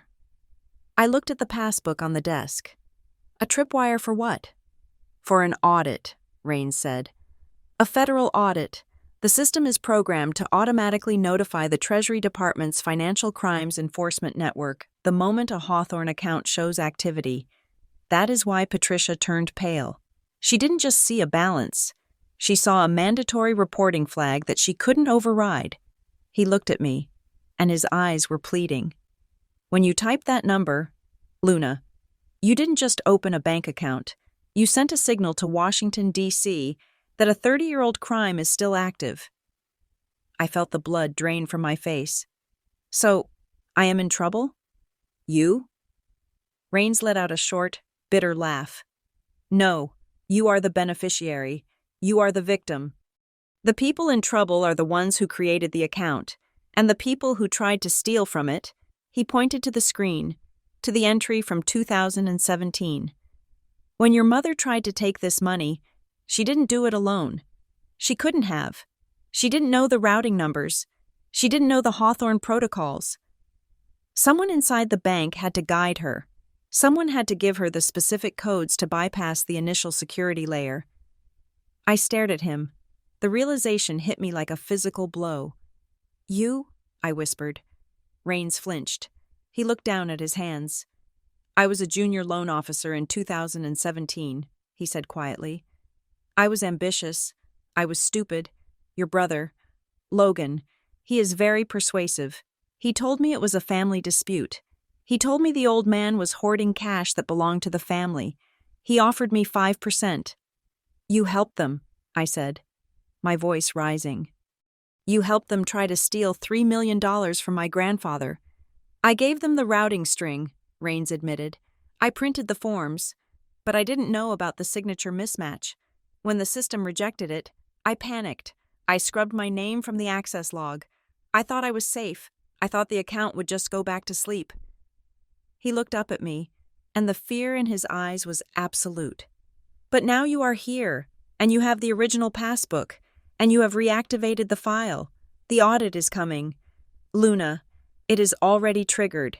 They are going to pull every log, every keystroke associated with this account number for the last 20 years. They are going to find my login from 2017. They are going to find the deleted files. He stood up and walked to the window, looking out at the sleepy street of Mason's Ferry. Why are you telling me this? I asked. Why aren't you trying to kick me out? Because it is too late, Raines said, his back to me. The silent alarm went out the second Patricia hit enter. The county sheriff is already en route. The federal investigators will be here within the hour. He turned back to face me. Your mother threw that book away because she knew that if it ever saw the light of day, it wouldn't just give you money, It would send her to prison, and me along with her. I looked at the passbook. Grandpa's note echoed in my mind. If the manager turns pale, it is working. It wasn't a game. It wasn't a treasure hunt. It was a demolition. Grandpa had turned his savings into a bomb, set the timer for after his death, and handed me the detonator. He knew I was the only one honest enough, or naive enough, to walk into the bank and press the button. "So what happens now?" I asked, my voice steady despite the chaos in my mind. Rains walked back to his desk and sat down. He smoothed his tie, a gesture of futile vanity. "Now," he said, "we wait for the police, and you decide whose side you are on, because when that audit starts, they are going to come for your mother, and she is going to blame you. She is going to say you stole the book. She is going to say you forged the signature." "She can try," I said, thinking of the scans I had uploaded to the cloud, the transcript of Logan's call, the timestamps on my phone. "Good luck," Rains said. "You are going to need it." He reached for the phone on his desk. He looked at me one last time, a look of profound resignation. "I am going to lock the doors now," he said, echoing the command he had given Patricia earlier, but this time speaking to me. "I am going to call security, and then I am going to call my lawyer. I suggest you do the same." I sat there as he made the call. I watched him order the lockdown. I watched the security guard in the lobby stand up and turn the deadbolt. I thought about the $3 million. I thought about the debts I could pay. I thought about the freedom it represented. But then I thought about Darla. I thought about Logan. I thought about how they had laughed at me at the funeral, the family archaeologist. They had built their lives on a foundation of lies and theft. They had tried to rob a dying man. They had corrupted this man sitting in front of me. I wasn't scared anymore. The dread had burned away, leaving something harder and sharper in its place. I wasn't trapped in here with them. They were trapped in here with me. "Make the call." "Mr. Rains," I said, "I am not going anywhere." The transition from family dispute to federal evidence happened with the speed of a chemical reaction. 1 minute I was a customer in a chair. The next, the bank was a crime scene. The lobby was cleared. The blinds were drawn. The silence of the bank was replaced by the crackle of police radios and the heavy, authoritative footsteps of people who carried badges. Detective Marisol Kincaid walked into Elliot Rains's office like she owned the building. She was a woman in her 40s with sharp features, hair pulled back in a severe ponytail, and eyes that missed absolutely nothing. She didn't look like the kind of cop who saved cats from trees. She looked like the kind of cop who dismantled white-collar criminals for sport. "Luna Mitchell?" she asked, not offering a handshake. "Yes," I said, standing up. "Sit," she commanded, but not unkindly. She pulled a chair around so she was facing me, ignoring Rains completely, who was currently sitting in the corner with a uniformed deputy standing over him. "I need you to understand exactly where you are right now," Kincaid said. Her voice was low, devoid of drama. "This isn't a civil matter anymore. The reactivation of a Hawthorne-flagged account triggers an automatic investigation by the Financial Crimes Division. I am the lead investigator for the county's Elder Abuse and Fraud Unit. Anything you say is on the record. Do you want a lawyer?" "I am a paralegal," I said, my voice steady. "I know the script. I am cooperating. I am the whistleblower here. Detective." Kincaid studied me for a long moment. "We will see. Walk me through it. Start from the funeral." I told her everything. I told her about the chess book, the hollowed-out compartment, the note, Darla throwing it in the trash, Logan's nervous laughter, the phone calls, the warning. When I finished, Kincaid leaned back, tapping a pen against her notebook. "Classic," she murmured. "It is always the ones at the dinner table. 90% of elder financial abuse cases involve the people closest to the victim. They justify it. They tell themselves it is an early inheritance or management fees, but it is theft." She stood up and walked over to Rains's desk, where a technician was already mirroring the hard drive. "Show me the logs," she ordered. The technician pulled up the file history. Kincaid scanned it, her eyes narrowing. "Here," She pointed to the screen. 2017. The failed transfer attempt. She turned to Rains. You were the loan officer on duty that day. Mr. Rains, the log shows your login credentials were used to override the initial security block. Rains looked like he was going to be sick. I was just processing paperwork. They told me it was a family trust issue. Save it for the deposition, Kincaid said dismissively. She turned back to the screen. Look at this routing code. She pointed to a string of numbers that meant nothing to me but clearly meant a lot to her. That is an internal clearing code, Kincaid said. A civilian can't guess that. You can't Google that. To attempt a transfer with that specific code, someone on the inside had to provide it. This wasn't a random attempt. Luna, this was a coordinated breach. Your mother didn't just walk in here hoping for the best. She walked in with a key that someone cut for her. I looked at Rains. He looked away. It gets worse, Kincaid said. She clicked a folder labeled Historical Correspondence. Your grandfather tried to report this. What? I asked. Here, she said, opening a scanned letter dated 4 years ago. It was handwritten, shaky, but legible. To the fraud department. I believe my accounts are being monitored. Withdrawals are occurring that I did not authorize. My daughter claims I am forgetting things. But I keep my own ledger. Please investigate account ending in 228. Why didn't anyone listen? I asked, feeling a surge of hot anger.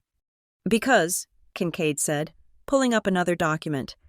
2 weeks before this letter was received, a medical evaluation was filed with the court. It declared Walter Mitchell mentally incompetent due to early-onset dementia. It discredited him preemptively. He didn't have dementia, I said. He was sharp until the end. The cancer got his body, not his mind. The court record says otherwise, Kincaid said. And guess who submitted the evaluation? Darla, I whispered. Darla Mitchell, Kincaid confirmed. Co-signed by a doctor, Eris Thorne. We will be looking into him too. Kincaid sat down again, her expression grim. We ran a preliminary trace on your grandfather's other accounts, the ones we can see, his pension, his regular checking, small amounts, right? 500 here, 200 there, withdrawals that look like grocery money or pharmacy costs, legal on the surface. She turned the laptop so I could see a graph. The withdrawals formed a pattern. A steady, rhythmic draining of his resources, escalating over the last 5 years. But look where the money goes, Kincaid said. It doesn't go to Walmart or CVS. It goes to cash withdrawals. And then, invariably, within 24 hours, a corresponding deposit appears in a business account. What business? I asked. Foxmere Ledger, LLC, Kincaid said. I have never heard of it, I said. Neither has the Better Business Bureau, Kincaid said dryly. It is a shell company. Registered agent is a lawyer in Charlotte, but the primary beneficiary? Logan Mitchell, my brother. He told me he had a consulting firm, I said, the realization settling like a stone in my stomach. He said he was handling high-performance clients. His only client was your grandfather, Kincaid said, and the performance was siphoning off his pension to pay for a leased Mercedes and a condo in Uptown. I felt sick. It wasn't just greed. It was predation. They had been eating him alive for years. The passbook wasn't just a hidden stash. It was the only thing he had managed to keep away from them. It was his last line of defense. So what happens now? I asked. Do we arrest them? Not yet, Kincaid said sharply. We have the bank fraud attempt from 2017. We have the internal collusion with Rains. We have the pattern of elder abuse. But to nail them for the big stuff, the conspiracy, the wire fraud, the organized theft, we need to tie it all together. We need to catch them in the act of trying to cover it up. She looked at me intently. Rains told you that the audit triggers an alert to the account holder's registered address, right?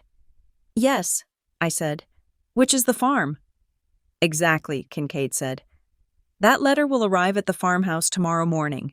It will notify Walter Mitchell that his account has been reactivated and is under review. Darla is going to open that letter. She will panic, I said. She will do more than panic, Kincaid said. She will try to destroy evidence. She will try to move money. She will try to intimidate witnesses. That is when we catch her. That is when we get the felony charges that stick. Kincaid leaned in closer. I need you to go back to work. Luna, I need you to answer your phone when she calls. I need you to play the role of the confused, innocent daughter. Do not confront them. Do not let them know you have spoken to me. We need them confident. We need them to think they still have time to fix this. They are selling the farm, I said suddenly. Darla told me she wants a quick closing. She is pushing for a cash offer by Friday. Kincaid nodded. Of course she is. She knows the walls are closing in. She wants to liquidate the last asset and disappear before the audit catches up. If she sells that farm, the money vanishes into the wind. We have to stop that sale. How? We can't freeze the asset without tipping her off, Kincaid said. But you can delay it. Me? You are a paralegal, Kincaid said, a small, grim smile touching her lips. You know how to file an injunction. You know how to muddy the title. File a caveat against the estate. Claim you found a will. Claim anything that puts a hold on the title search. Buy us 48 hours. I took a deep breath. I was being asked to declare war on my family, using the legal system as my weapon. Okay, I said. I can do that. Good, Kincaid said. She stood up and handed me a card. If anything happens, if they show up at your apartment, if they threaten you, you call this number, day or night. I took the card.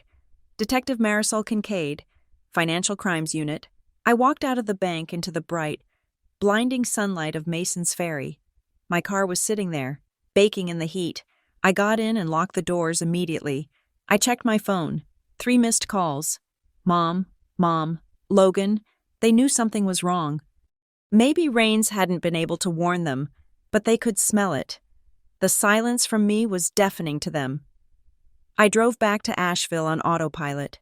My mind was racing. Foxmere Ledger, LLC, the medical evaluation, the forged power of attorney. It was a web, a complex, deliberate web spun by the 2 people who were supposed to love me. When I got back to the office, I didn't go to my desk. I went to the law library. I pulled the forms for a caveat to estate administration. I pulled the forms for a lis pendens, a notice of pending legal action that attaches to a property title. I filled them out. Petitioner, Luna Mitchell. Reason, contest of intestacy/discovery of new testamentary evidence. It was a lie. I hadn't found a will yet, but it was a procedural lie designed to reveal a substantive truth. It would flag the title search. No reputable title insurance company would issue a policy with a lis pendens on the record. The sale would stall. The cash offer would evaporate. I filed the papers at the county courthouse at 4:55 in the afternoon, 5 minutes before they closed. Then I sat in my car and called Darla back. I put on my best, tired, workaholic voice. Hey, Mom, I said. Sorry I missed you. My boss has been writing me all day. Luna, Darla said. Her voice was tight, vibrating with tension. Where have you been? I called the office. They said you took a personal day. She had checked. Of course she had checked. I did, I said smoothly. I was working from the law library. Barton wanted me to research some precedents for the Henderson case. I just didn't want to be at my desk. Oh, she said. She didn't believe me. I could hear it in her silence. Well, listen, the realtor called. We have a cash offer on the farm. They want to close on Thursday. We need you to sign a quitclaim deed.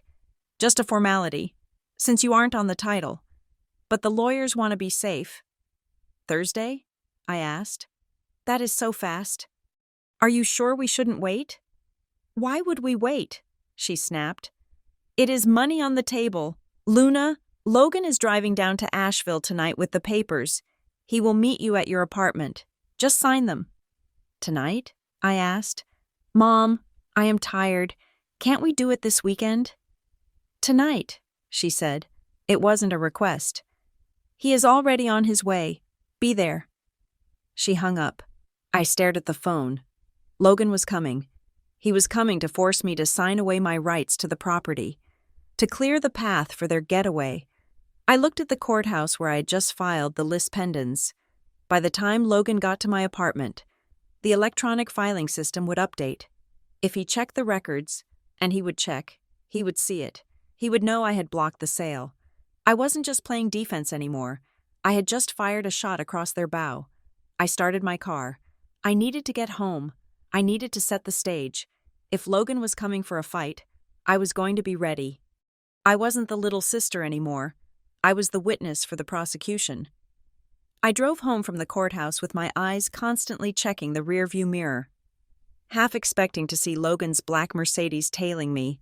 The city of Asheville, usually a comforting backdrop of mountain hipster calm, now felt like a battleground where the enemy knew the terrain better than I did. I was 2 blocks from my apartment when my phone rang. It wasn't Darla, and it wasn't Logan. It was a local number I didn't recognize. "This is Luna," I answered, keeping my voice guarded. "Luna, this is Graham Sutter." A raspy, deep voice said, "I played chess with your grandfather on Tuesdays. I believe we met at the funeral." I remembered him instantly. He was a scarecrow of a man with white hair and a suit that looked like it was cut in the 1970s. He had stood at the back of the service, watching Darla with a look of profound distaste. "Mr. Sutter," I said, pulling over into a pharmacy parking lot. "I remember you. Is everything okay?" "Walter left instructions," Sutter said. His voice was precise, clipped. He was very specific about the timing. He said that if the farm was put up for sale within 2 weeks of his death, I was to call you immediately, not your mother. My grip on the steering wheel tightened. "It was listed yesterday.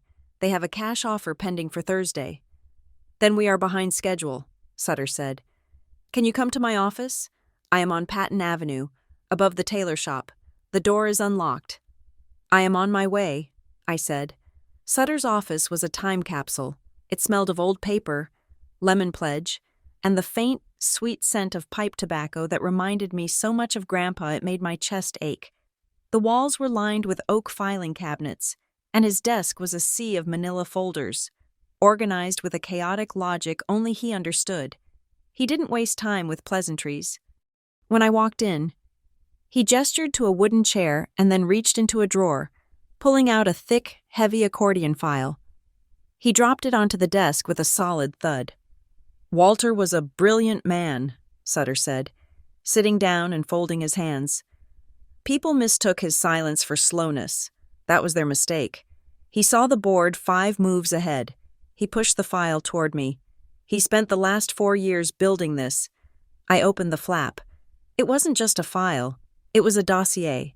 The first thing I saw was a spiral-bound notebook. I opened it. It was a log, Grandpa's handwriting. Shaky, but legible. Filled the pages. March 12th, 2018. Darla visited. Brought papers to sign. Said it was for insurance. I did not sign. She became angry. Checked wallet later. $40 missing. August 4th, 2019. Logan called. Asked for loan for startup costs. I refused. He said I was being selfish. 2 days later, $500 withdrawn from pension account via ATM in Charlotte. I was in Caldwell County all day. I flipped through the pages, my heart breaking with every entry. He had been watching them steal from him. He had been documenting his own exploitation in real time. "He knew," I whispered. "Why didn't he go to the police?" "He tried," Sutter said gently. "Look at the second section." I turned the divider. It was labeled Attempted Reporting. There were copies of letters to the bank, copies of complaints filed with Adult Protective Services, and attached to each one was a rejection letter or a case closure notice. Case closed. Insufficient evidence. Case closed. Subject determined to be unreliable due to medical status. "They gaslit the entire legal system," Sutter said, his voice hard. "Darla had that medical evaluation done in 2017. Once Walter was labeled mentally declining, he lost his voice. Every time he tried to report a theft, Darla would show up with her doctor's note and say, 'Oh, poor Dad is confused again.' The police believed the well-dressed daughter over the angry old man. I felt a hot tear track down my cheek. I wiped it away angrily. He was trapped. No, Sutter said. He was cornered. In chess. When you are cornered, you don't flail. You fortify. You wait for the opponent to overextend. He pointed to a document in a blue folder at the back of the stack. Read this. It is notarized. I picked it up. It was a sworn affidavit of competency and statement of facts. It was dated 6 months ago. The notary stamp was from a clerk in a neighboring county. Someone Darla wouldn't know. I, Walter James Mitchell, being of sound mind and body, do hereby declare that I am the victim of systematic financial exploitation by my daughter, Darla Mitchell, and my grandson, Logan Mitchell. They have isolated me from my friends. They have intercepted my mail. They have forged my signature on checks, copies of which are attached to this statement. I am aware that I will likely not survive to see justice done in my lifetime. Therefore, I am compiling this evidence to be released to my granddaughter, Luna Mitchell. Upon the event of my death and the subsequent attempt to liquidate my property, I did not leave Luna money in my will because they would have contested the will. I left her the truth. It is the only currency they cannot steal. I put the paper down. I couldn't read anymore. The image of him, sitting alone in that farmhouse, writing this while his own family circled him like vultures, was too much. He had protected me by leaving me out of it until I was strong enough to handle it. There is one more thing, Sutter said. He reached into his breast pocket and pulled out a small, sealed envelope. It was thick and heavy. On the front, in Grandpa's handwriting, it said, "If they try to bury it again." He gave me this the week before he died, Sutter said. He said, "Graham, if Luna finds the passbook and the bank tries to stonewall her, give her this. If the bank cooperates, give her this anyway, because she will need the second key." "Second key?" I asked. I tore open the envelope. Inside was a small, silver key. It looked like a safe deposit box key, but it wasn't the standard shape. It was older, longer. Wrapped around it was a slip of paper with a single sentence. "Ask for the drawer behind the flag." "What does this mean?" I asked, looking at Sutter. "Walter didn't trust the bank," Sutter explained. "He knew someone on the inside was helping Darla. He figured that if he left his evidence in a standard account or a standard box, the insider might make it disappear. So he rented a box at a private vault company in Charlotte, a non-bank entity, Safekeep Archives." Sutter leaned forward. "This key opens a box that contains the original files from the 1990s merger, the files that prove the fraud, the files that link the bank manager, Raines, is it, to the original cover-up." My eyes widened. He kept the original evidence? I thought he just had the account number. "Walter was a pack rat." Sutter smiled. A sad, crinkly expression. "He was the clerk for the county registrar in 1985. He saw things. He made copies. He knew that money alone wouldn't put Darla in jail. Money is just numbers. But fraud? Conspiracy?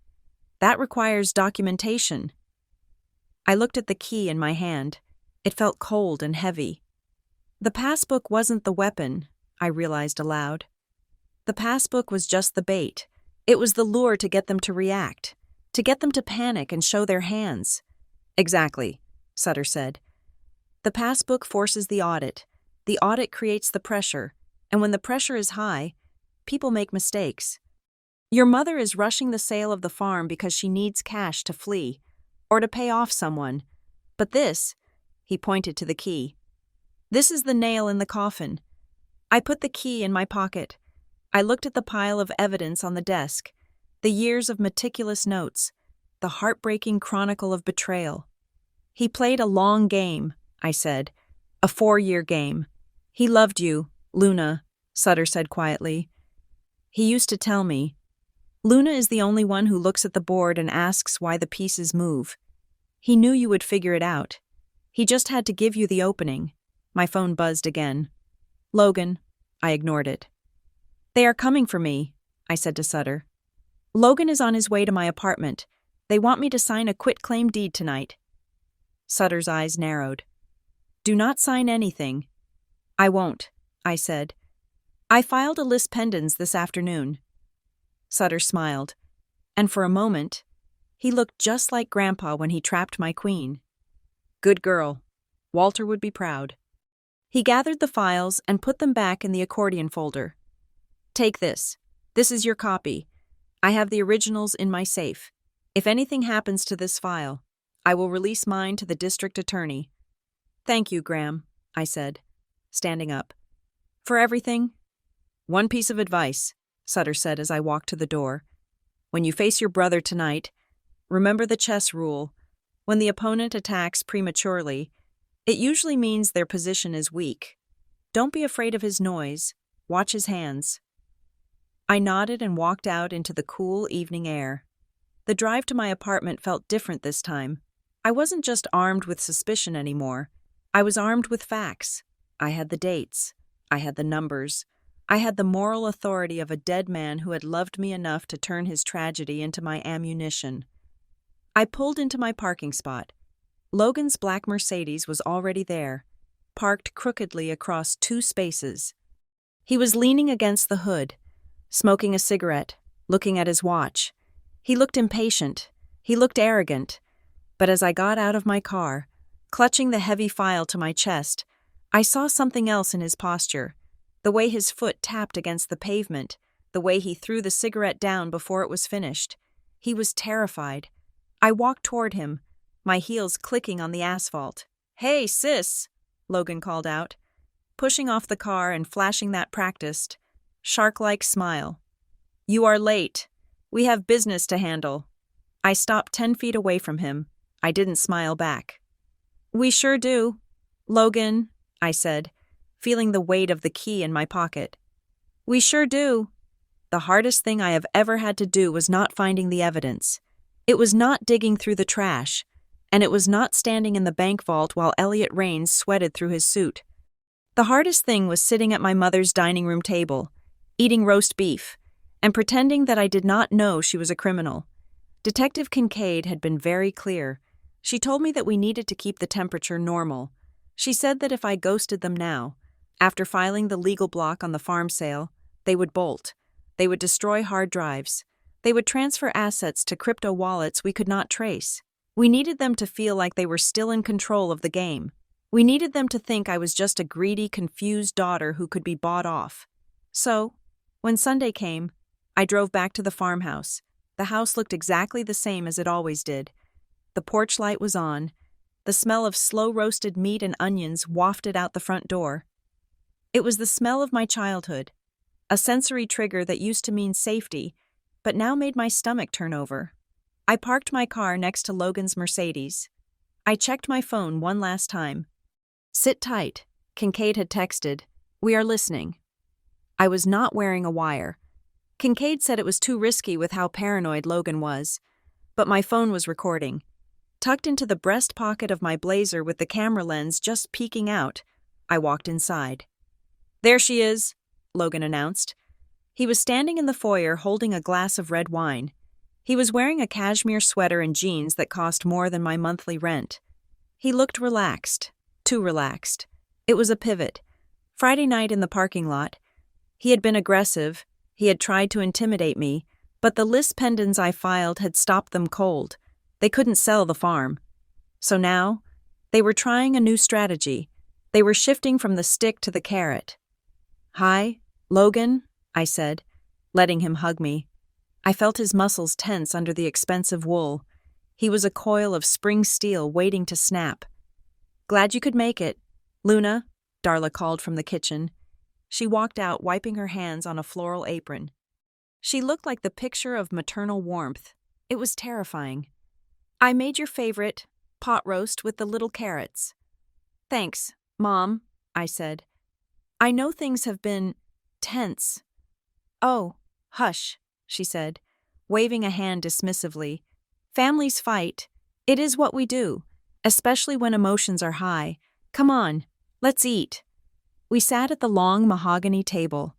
Grandpa used to sit at the head. Now, the chair was empty. Darla sat to my left. Logan to my right. I was flanked. The conversation started with painful trivialities. We talked about the weather. We talked about Logan's imaginary consulting clients. We talked about the traffic on I-40. I cut my meat into tiny, precise squares, focusing on the mechanics of eating so I wouldn't have to look them in the eye.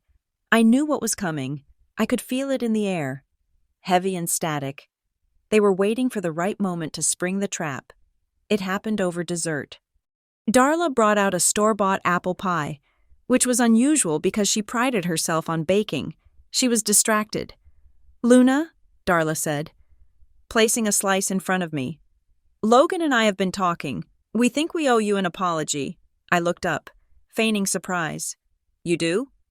"We have been rushing things," Logan chimed in. He leaned back, swirling his wine. "We are just trying to be practical about the estate, but we forgot that you process things differently. You are sentimental, and that is okay. We want to make this right," Darla said. She reached under the table and pulled out a manila envelope. She slid it across the polished wood. It stopped right next to my water glass. "What is this?" I asked. "It is a peace offering," Logan said. "We know Grandpa didn't leave a will, and legally, you know that means you don't inherit anything, but we don't think that is fair. You were good to him." "We liquidated some of the old farm equipment early," Darla lied smoothly. "And we found a small insurance policy that had matured. We want you to have a share." I opened the envelope. Inside was a cashier's check. I looked at the number, $25,000. It was a significant amount of money. To the old Luna, the Luna drowning in student loans. This would have been a lifeline. It would have paid off half my debt. It would have fixed my car. But I knew where this money came from. It didn't come from a tractor sale. It came from the $3 million they had been siphoning off for years. It was blood money. "Wow," I said, forcing my voice to shake. "Mom, this is—" "It is yours," Darla said, smiling. Her eyes were not smiling. They were watching my hands. "We just want you to be secure. We want the family to be whole again." Then came the catch. Logan slid a second piece of paper across the table. It was a single sheet, dense with legal text. "There is just one small formality," Logan said casually. "Since we are giving you this money outside of the probate process, the lawyers need a receipt. It just says that you accept this as full settlement of any claims against the estate. It clears the title so we can sell the farm and move on." I looked at the document. It wasn't a receipt. It was a general release and waiver of liability. I read the second paragraph. "The undersigned hereby waives any and all future claims, known or unknown, regarding the assets of Walter James Mitchell, including but not limited to bank accounts, real property, and personal effects." It was a gag order. If I signed this, and then the FBI raided them next week, my testimony would be compromised. The defense attorneys would wave this paper in court and say, "Look, she accepted a payout. She is not a victim. She is a co-conspirator who got greedy. It was a trap designed to destroy my legal standing." "I don't know," I said, pushing the paper away slightly. "This creates a lot of finality. I mean, what if something else turns up? Like that passbook?" The air in the room vanished. Logan stopped swirling his wine. Darla froze with her fork halfway to her mouth. "The passbook?" Darla asked. Her voice was very quiet. "I thought you said that was gone. I thought you said you didn't take it from the trash." "I didn't," I lied, keeping my face open and innocent. "But I have been thinking about it. Grandpa was so specific. What if there are other accounts?" "There are no other accounts," Logan snapped. The veneer of the concerned brother cracked, revealing the panicked shark underneath. "Luna, listen to me. We are offering you $25,000 for doing absolutely nothing. Do not look a gift horse in the mouth. Just sign the paper." "I just think I should have a lawyer look at it," I said. "You know, professional courtesy. Mr. Barton at my firm could—" "No lawyers!" Darla slammed her hand on the table. The silverware rattled. She took a deep breath, composing herself. "Honey, lawyers just eat up the money. They charge $300 an hour to read a paragraph. We are family. We don't need outsiders complicating this. She leaned forward, her face soft and pleading. Please, Luna, this stress is killing me. The bank is already breathing down our necks about the compliance hold. If we don't close the farm sale by Friday, the whole thing falls apart. I froze. The bank is breathing down our necks about the compliance hold. I hadn't told them about the compliance hold. I hadn't told them about the audit. The only way she could know that the bank was applying pressure regarding compliance was if someone inside the bank was feeding her real-time updates on the investigation I had triggered. I needed to be sure. I needed her to be specific. What compliance hold? I asked, tilting my head. I thought the title was clean except for my caveat. Darla blinked. She realized she had slipped. She looked at Logan. Logan looked furious. Just banking regulations, Darla stammered, backtracking fast. You know how it is since 9/11. They hold everything up. The Hawthorne protocols are very strict about property transfers. Got her. She said the name, Hawthorne. Rains had told me that the Hawthorne exception was a dormant, internal tag deep in the bank's back-end code.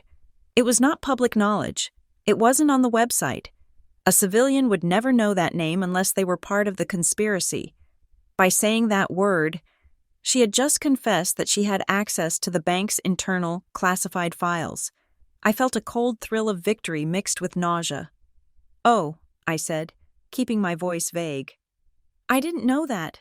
That sounds complicated. I pushed my chair back. I need to use the restroom. Then I will come back and we can talk about the signature. Take the pen, Logan said, pushing a Mont Blanc pen toward me. Just sign it when you get back. Then you can deposit that check tomorrow morning. Okay, I said. Be right back. I walked out of the dining room. I didn't run. Though my legs wanted to, I walked calmly down the hall to the powder room and locked the door. I pulled out my phone. My hands were shaking so hard I almost dropped it. I opened the text thread with Detective Kincaid. Me. She just said, Hawthorne Protocols. She knows the internal code name. She admitted she has a contact giving her updates on the compliance hold. I watched the 3 little dots appear instantly. Kincaid was watching. Kincaid. That is the link. Good job. Stay in there for 2 more minutes. We are tracking a ping. I waited. I ran the tap water so they would hear noise if they were listening at the door. I looked at myself in the mirror. My face was pale. My pupils dilated. I looked like a prey animal, but I wasn't the prey anymore. My phone buzzed. Kincaid. We have movement. A burner phone registered to your mother just sent a text. She knows. Fix it. We are tracing the recipient. Fix it. That meant me. She knows referred to me. They were calling in a cleaner, or a closer. Kincaid. Get out of there. Luna. Do not sign. Leave. Now.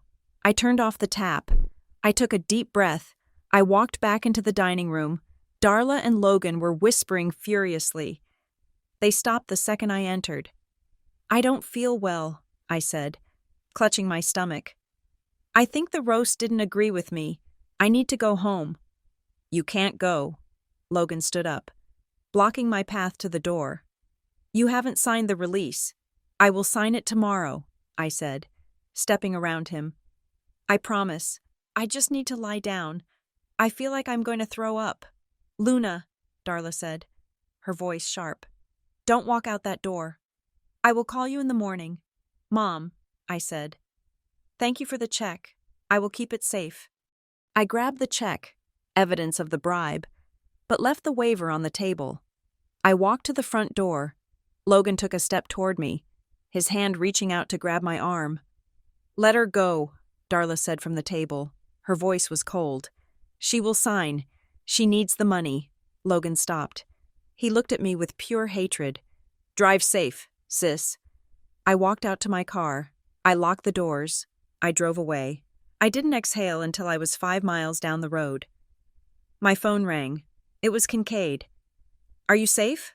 She asked. I'm on the highway, I said. They offered me $25,000 to sign a waiver. Darla mentioned the Hawthorne protocols explicitly. We got it, Kincaid said. And we got the recipient of her text. Who is it? I asked. Is it Rains? No, Kincaid said. Rains is in protective custody. He flipped on them yesterday. That is why they are panicking. They lost their primary insider. Darla was texting her backup. Who is the backup? We are watching him right now, Kincaid said. Surveillance has Darla's car leaving the farmhouse 2 minutes after you did. She is heading to a Walmart parking lot in Hickory. She is meeting a man. Who is he? His name is Eris Thorne, Kincaid said. I gasped. The doctor? The one who signed the competency evaluation? Doctor. Thorne isn't just a doctor, Kincaid said. We just ran his financials. He sits on the board of Sovereign Piedmont Bank. He is the one who approved the suppression of the Hawthorne files back in '98. He is the architect. Luna, Darla didn't just find a crooked teller. She is in bed with the director of the board. My mind reeled. It was so much bigger than I thought. Grandpa wasn't just fighting his greedy daughter. He was fighting the entire institutional structure of the bank. She is handing him a folder, Kincaid narrated. I could hear the excitement in her voice. We have visuals. It looks like the original deed to the farm. She is trying to hand off the asset before we can seize it. Did you stop them? I asked. No, Kincaid said. We let the exchange happen. Now we have them on conspiracy. We have the money trail, the medical fraud, and the banking cover-up all in one frame. Thorne just put the folder in his car. So it is over? I asked. Not yet, Kincaid said. The warrants are being typed up right now. We execute at dawn. But Luna, you need to go somewhere safe tonight. Do not go to your apartment. They know where you live. And Thorne has resources that Logan can only dream of. I will go to a hotel, I said. I will pay cash. Good, Kincaid said. Get some sleep. Tomorrow, we take the whole family down. I hung up. I looked at the check for $25,000 sitting on my passenger seat. I picked it up and ripped it into confetti. I wasn't the annoying little sister anymore. I wasn't the family archaeologist. I was the one who had just checkmated the king. Grandpa was right. The truth is patient. And tomorrow, its turn was finally coming. The sun had not yet broken over the horizon when the end began. It was 5 o'clock in the morning. The sky a deep, bruised purple that mirrored the color of the exhaust under my eyes. I was sitting in the back of an unmarked sedan parked 3 houses down from the farmhouse, shivering slightly despite the heater blasting warm air against my legs. Detective Kincaid sat in the front passenger seat, listening to the crackle of the radio with the intensity of a conductor waiting for the downbeat. We needed them separated. That was the strategy. If Darla and Logan were together when the hammer dropped, they would coordinate their lies. They would align their stories. So Kincaid had timed the strike with surgical precision. Team 1 is in position at the residence, the radio chirped. Team 2 has the son's apartment secured. Team 3 is at the bank executive's home. Execute, Kincaid said into the receiver. I watched through the tinted window. The farmhouse porch light flicked on. Darla must have heard the tires on the gravel. She opened the front door, tightening the belt of her silk robe. She looked annoyed. She was probably expecting the realtor, or perhaps Eris Thorne coming to collect another folder of stolen documents. She had her performance face on. The grieving widow, the overwhelmed mother, the innocent woman just trying to survive. Then she saw the windbreakers. I saw the exact moment her reality shattered. It wasn't a gradual realization, it was an instant collapse. Her face went blank, drained of all color and expression. She didn't scream. She didn't try to run. She just slumped against the doorframe as 3 federal agents moved up the steps. When they turned her around to cuff her hands behind her back, she looked small. For the first time in my life, my mother looked small. Miles away in Charlotte, at the same moment, Logan was walking into his consulting office, a glass-walled co-working space where he paid $2,000 a month to pretend he was a tycoon. Kincaid told me later that he was holding a latte and shouting at someone on his cell phone, trying to project an image of high-stakes importance to the other freelancers in the lobby. He was arrested in front of the receptionist he had been flirting with for 6 months. He tried to pull the "Do you know who I am" card, but the handcuffs clicked shut before he could finish the sentence. His image, carefully cultivated on leased luxury and borrowed money, evaporated in seconds. Dr. Aris Thorne, the bank board director and the architect of the Hawthorne cover-up, was taken into custody while walking his golden retriever. The insider who had helped my mother navigate the fraud was now the anchor that would drag her to the bottom. I didn't feel joy as I watched them put Darla into the back of the cruiser. I didn't feel the fist-pumping triumph of a movie ending. I felt a profound, exhausting relief. The noise in my head, the gaslighting, the doubts, the years of being told I was crazy, finally stopped. The trial took 6 months to arrive, but when it did, it was a massacre. The courtroom was packed, in a small town like Mason's Ferry. A bank fraud conspiracy involving a prominent family and a board director was the scandal of the decade. I sat in the front row, directly behind the prosecutor's table. Graham Sutter sat next to me, his presence a silent comfort.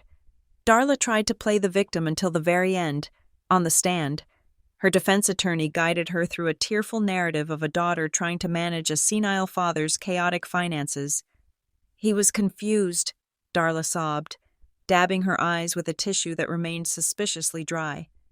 "Daddy didn't know what day it was half the time. He would hide money in books. He would make up stories about conspiracies. I was just trying to protect the estate from his delusions. I never took a dime for myself." It was a good performance. If I hadn't known the truth, I might have believed her. Then the prosecutor stood up. He didn't shout. He simply walked to the evidence table and picked up a document. "Your Honor," he said, "the defense claims Walter Mitchell was mentally incompetent. We would like to enter into evidence Exhibit G. This is a notarized affidavit of competency, sworn by Mr. Mitchell 6 months before his death, specifically refuting the defendant's claims." Darla stopped crying. She stared at the document as if it were a venomous snake. The prosecutor read Grandpa's words aloud. "I am compiling this evidence to be released, upon the event of my death, because I know my daughter will attempt to rewrite history." The silence in the courtroom was absolute. Grandpa was speaking from the grave, and he was dismantling her lie sentence by sentence. Then came Logan. He tried a different tactic. He claimed ignorance. "I didn't know the money was stolen," he pleaded, looking at the jury with wide, innocent eyes. "My mother handled the accounts. I just ran my business. I thought the transfers were gifts." "Mr. Mitchell," the prosecutor said, projecting a spreadsheet onto the courtroom screen. "This is the ledger for Foxmere Ledger, LLC. Can you explain why a consulting business with 0 clients received 42 separate cash deposits totaling $600,000 over 4 years, all originating from your grandfather's accounts?" Logan opened his mouth, but no sound came out. The math was undeniable. The paper trail was a steel cage. The jury deliberated for less than 4 hours. Guilty on all counts: wire fraud, conspiracy to commit bank fraud, elder abuse, money laundering. The judge was not lenient. She looked at Darla and Logan with a cold, hard expression that reminded me of Detective Kincaid. "You didn't just steal money," the judge said, her voice cutting through the room. "You stole a man's dignity. You used his trust as a weapon against him, and you tried to destroy his granddaughter to cover your tracks." Darla was sentenced to 12 years in federal prison. Logan got 8. Dr. Thorne, who cooperated late in the game to save his own skin, got 5. The judge ordered full restitution. The farmhouse was seized, but not to pay the government. The proceeds from its sale were placed into a trust, along with the recovered $3 million from the Hawthorne account, with me named as the sole beneficiary and executor. I walked out of the courthouse into the bright afternoon sun. The air tasted different. It tasted clean, but I had one last stop to make. I drove to Charlotte, to a nondescript building made of gray stone. Safekeep Archives. I walked into the private viewing room. The clerk verified my identity and led me to a wall of steel drawers.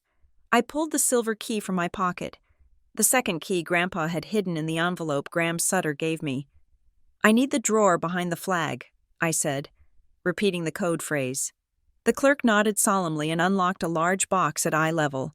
He placed it on the table and left the room. I opened the lid. It wasn't money inside. It was paper. Stacks and stacks of yellowed documents from 1998. Internal memos from First Carolina's Trust. Emails printed out on dot matrix paper. I picked up the top file. It was a memo from Eris Thorne to the board of directors, detailing the plan to hide the toxic assets under the Hawthorne exception tag to ensure the merger went through, and stapled to it was a list of cooperative employees who would help suppress the truth. There, on the list, was a name I recognized, not Raines, not Thorne, Walter J. Mitchell. I froze. I read the note next to his name. Refused to sign NDA. Threatens to go to press. Must be neutralized/discredited. I felt a sob rise in my throat. Grandpa hadn't been part of the fraud. He had been the whistleblower 40 years ago. They had buried him then, just like they tried to bury him now. He had spent half his life guarding these files, waiting for the statute of limitations on his own NDA to run out, or waiting for someone brave enough to finish what he started. At the bottom of the box was a letter addressed to me. My dearest Luna, if you are reading this, you have done what I could not. You have brought them into the light. I know you are looking at the bank account and thinking it is a lot of money. It is, but do not let it define you. I didn't leave you this money so you could win against your mother. I didn't leave it to you so you could be rich. I left it to you so you could build something honest, something lasting. Money without truth is just paper. But truth? Truth is the only thing that earns interest forever. Play the game, Luna, but play it your way. Love, Grandpa. I cried then. I cried for the lonely old man who sat on his porch and played chess against himself. I cried for the years I had lost trying to please a mother who saw me as an obstacle, and I cried because, finally, the game was over. 1 year later, the sign above the door was modest, Mitchell Legal Aid Financial Literacy Center. I stood on the sidewalk and looked at it. It was a small storefront in downtown Asheville, sandwiched between a bakery and a bookstore. Inside, the walls were painted a warm, calming blue. There were 3 desks where young paralegals and financial advisors were helping elderly people read through their contracts, helping them understand their rights, helping them spot the traps before they stepped in them. We didn't charge for the first hour. We were funded entirely by the trust I had established with the Hawthorne money. Every dollar Darla had tried to steal was now being used to protect people like Grandpa. In the corner of the waiting area, by the window, sat a small wooden table. On it was a chessboard. The pieces were hand-carved, worn smooth by years of use. They were Grandpa's pieces. A young boy, maybe 10 years old, was sitting at the table, staring intently at the board. An older man, one of our volunteer advisors, sat across from him. "You trapped my knight," the boy said, sounding frustrated. "I did," the man smiled. "But look at the whole board. What did you leave open?" I smiled. I walked over to the wall behind the reception desk.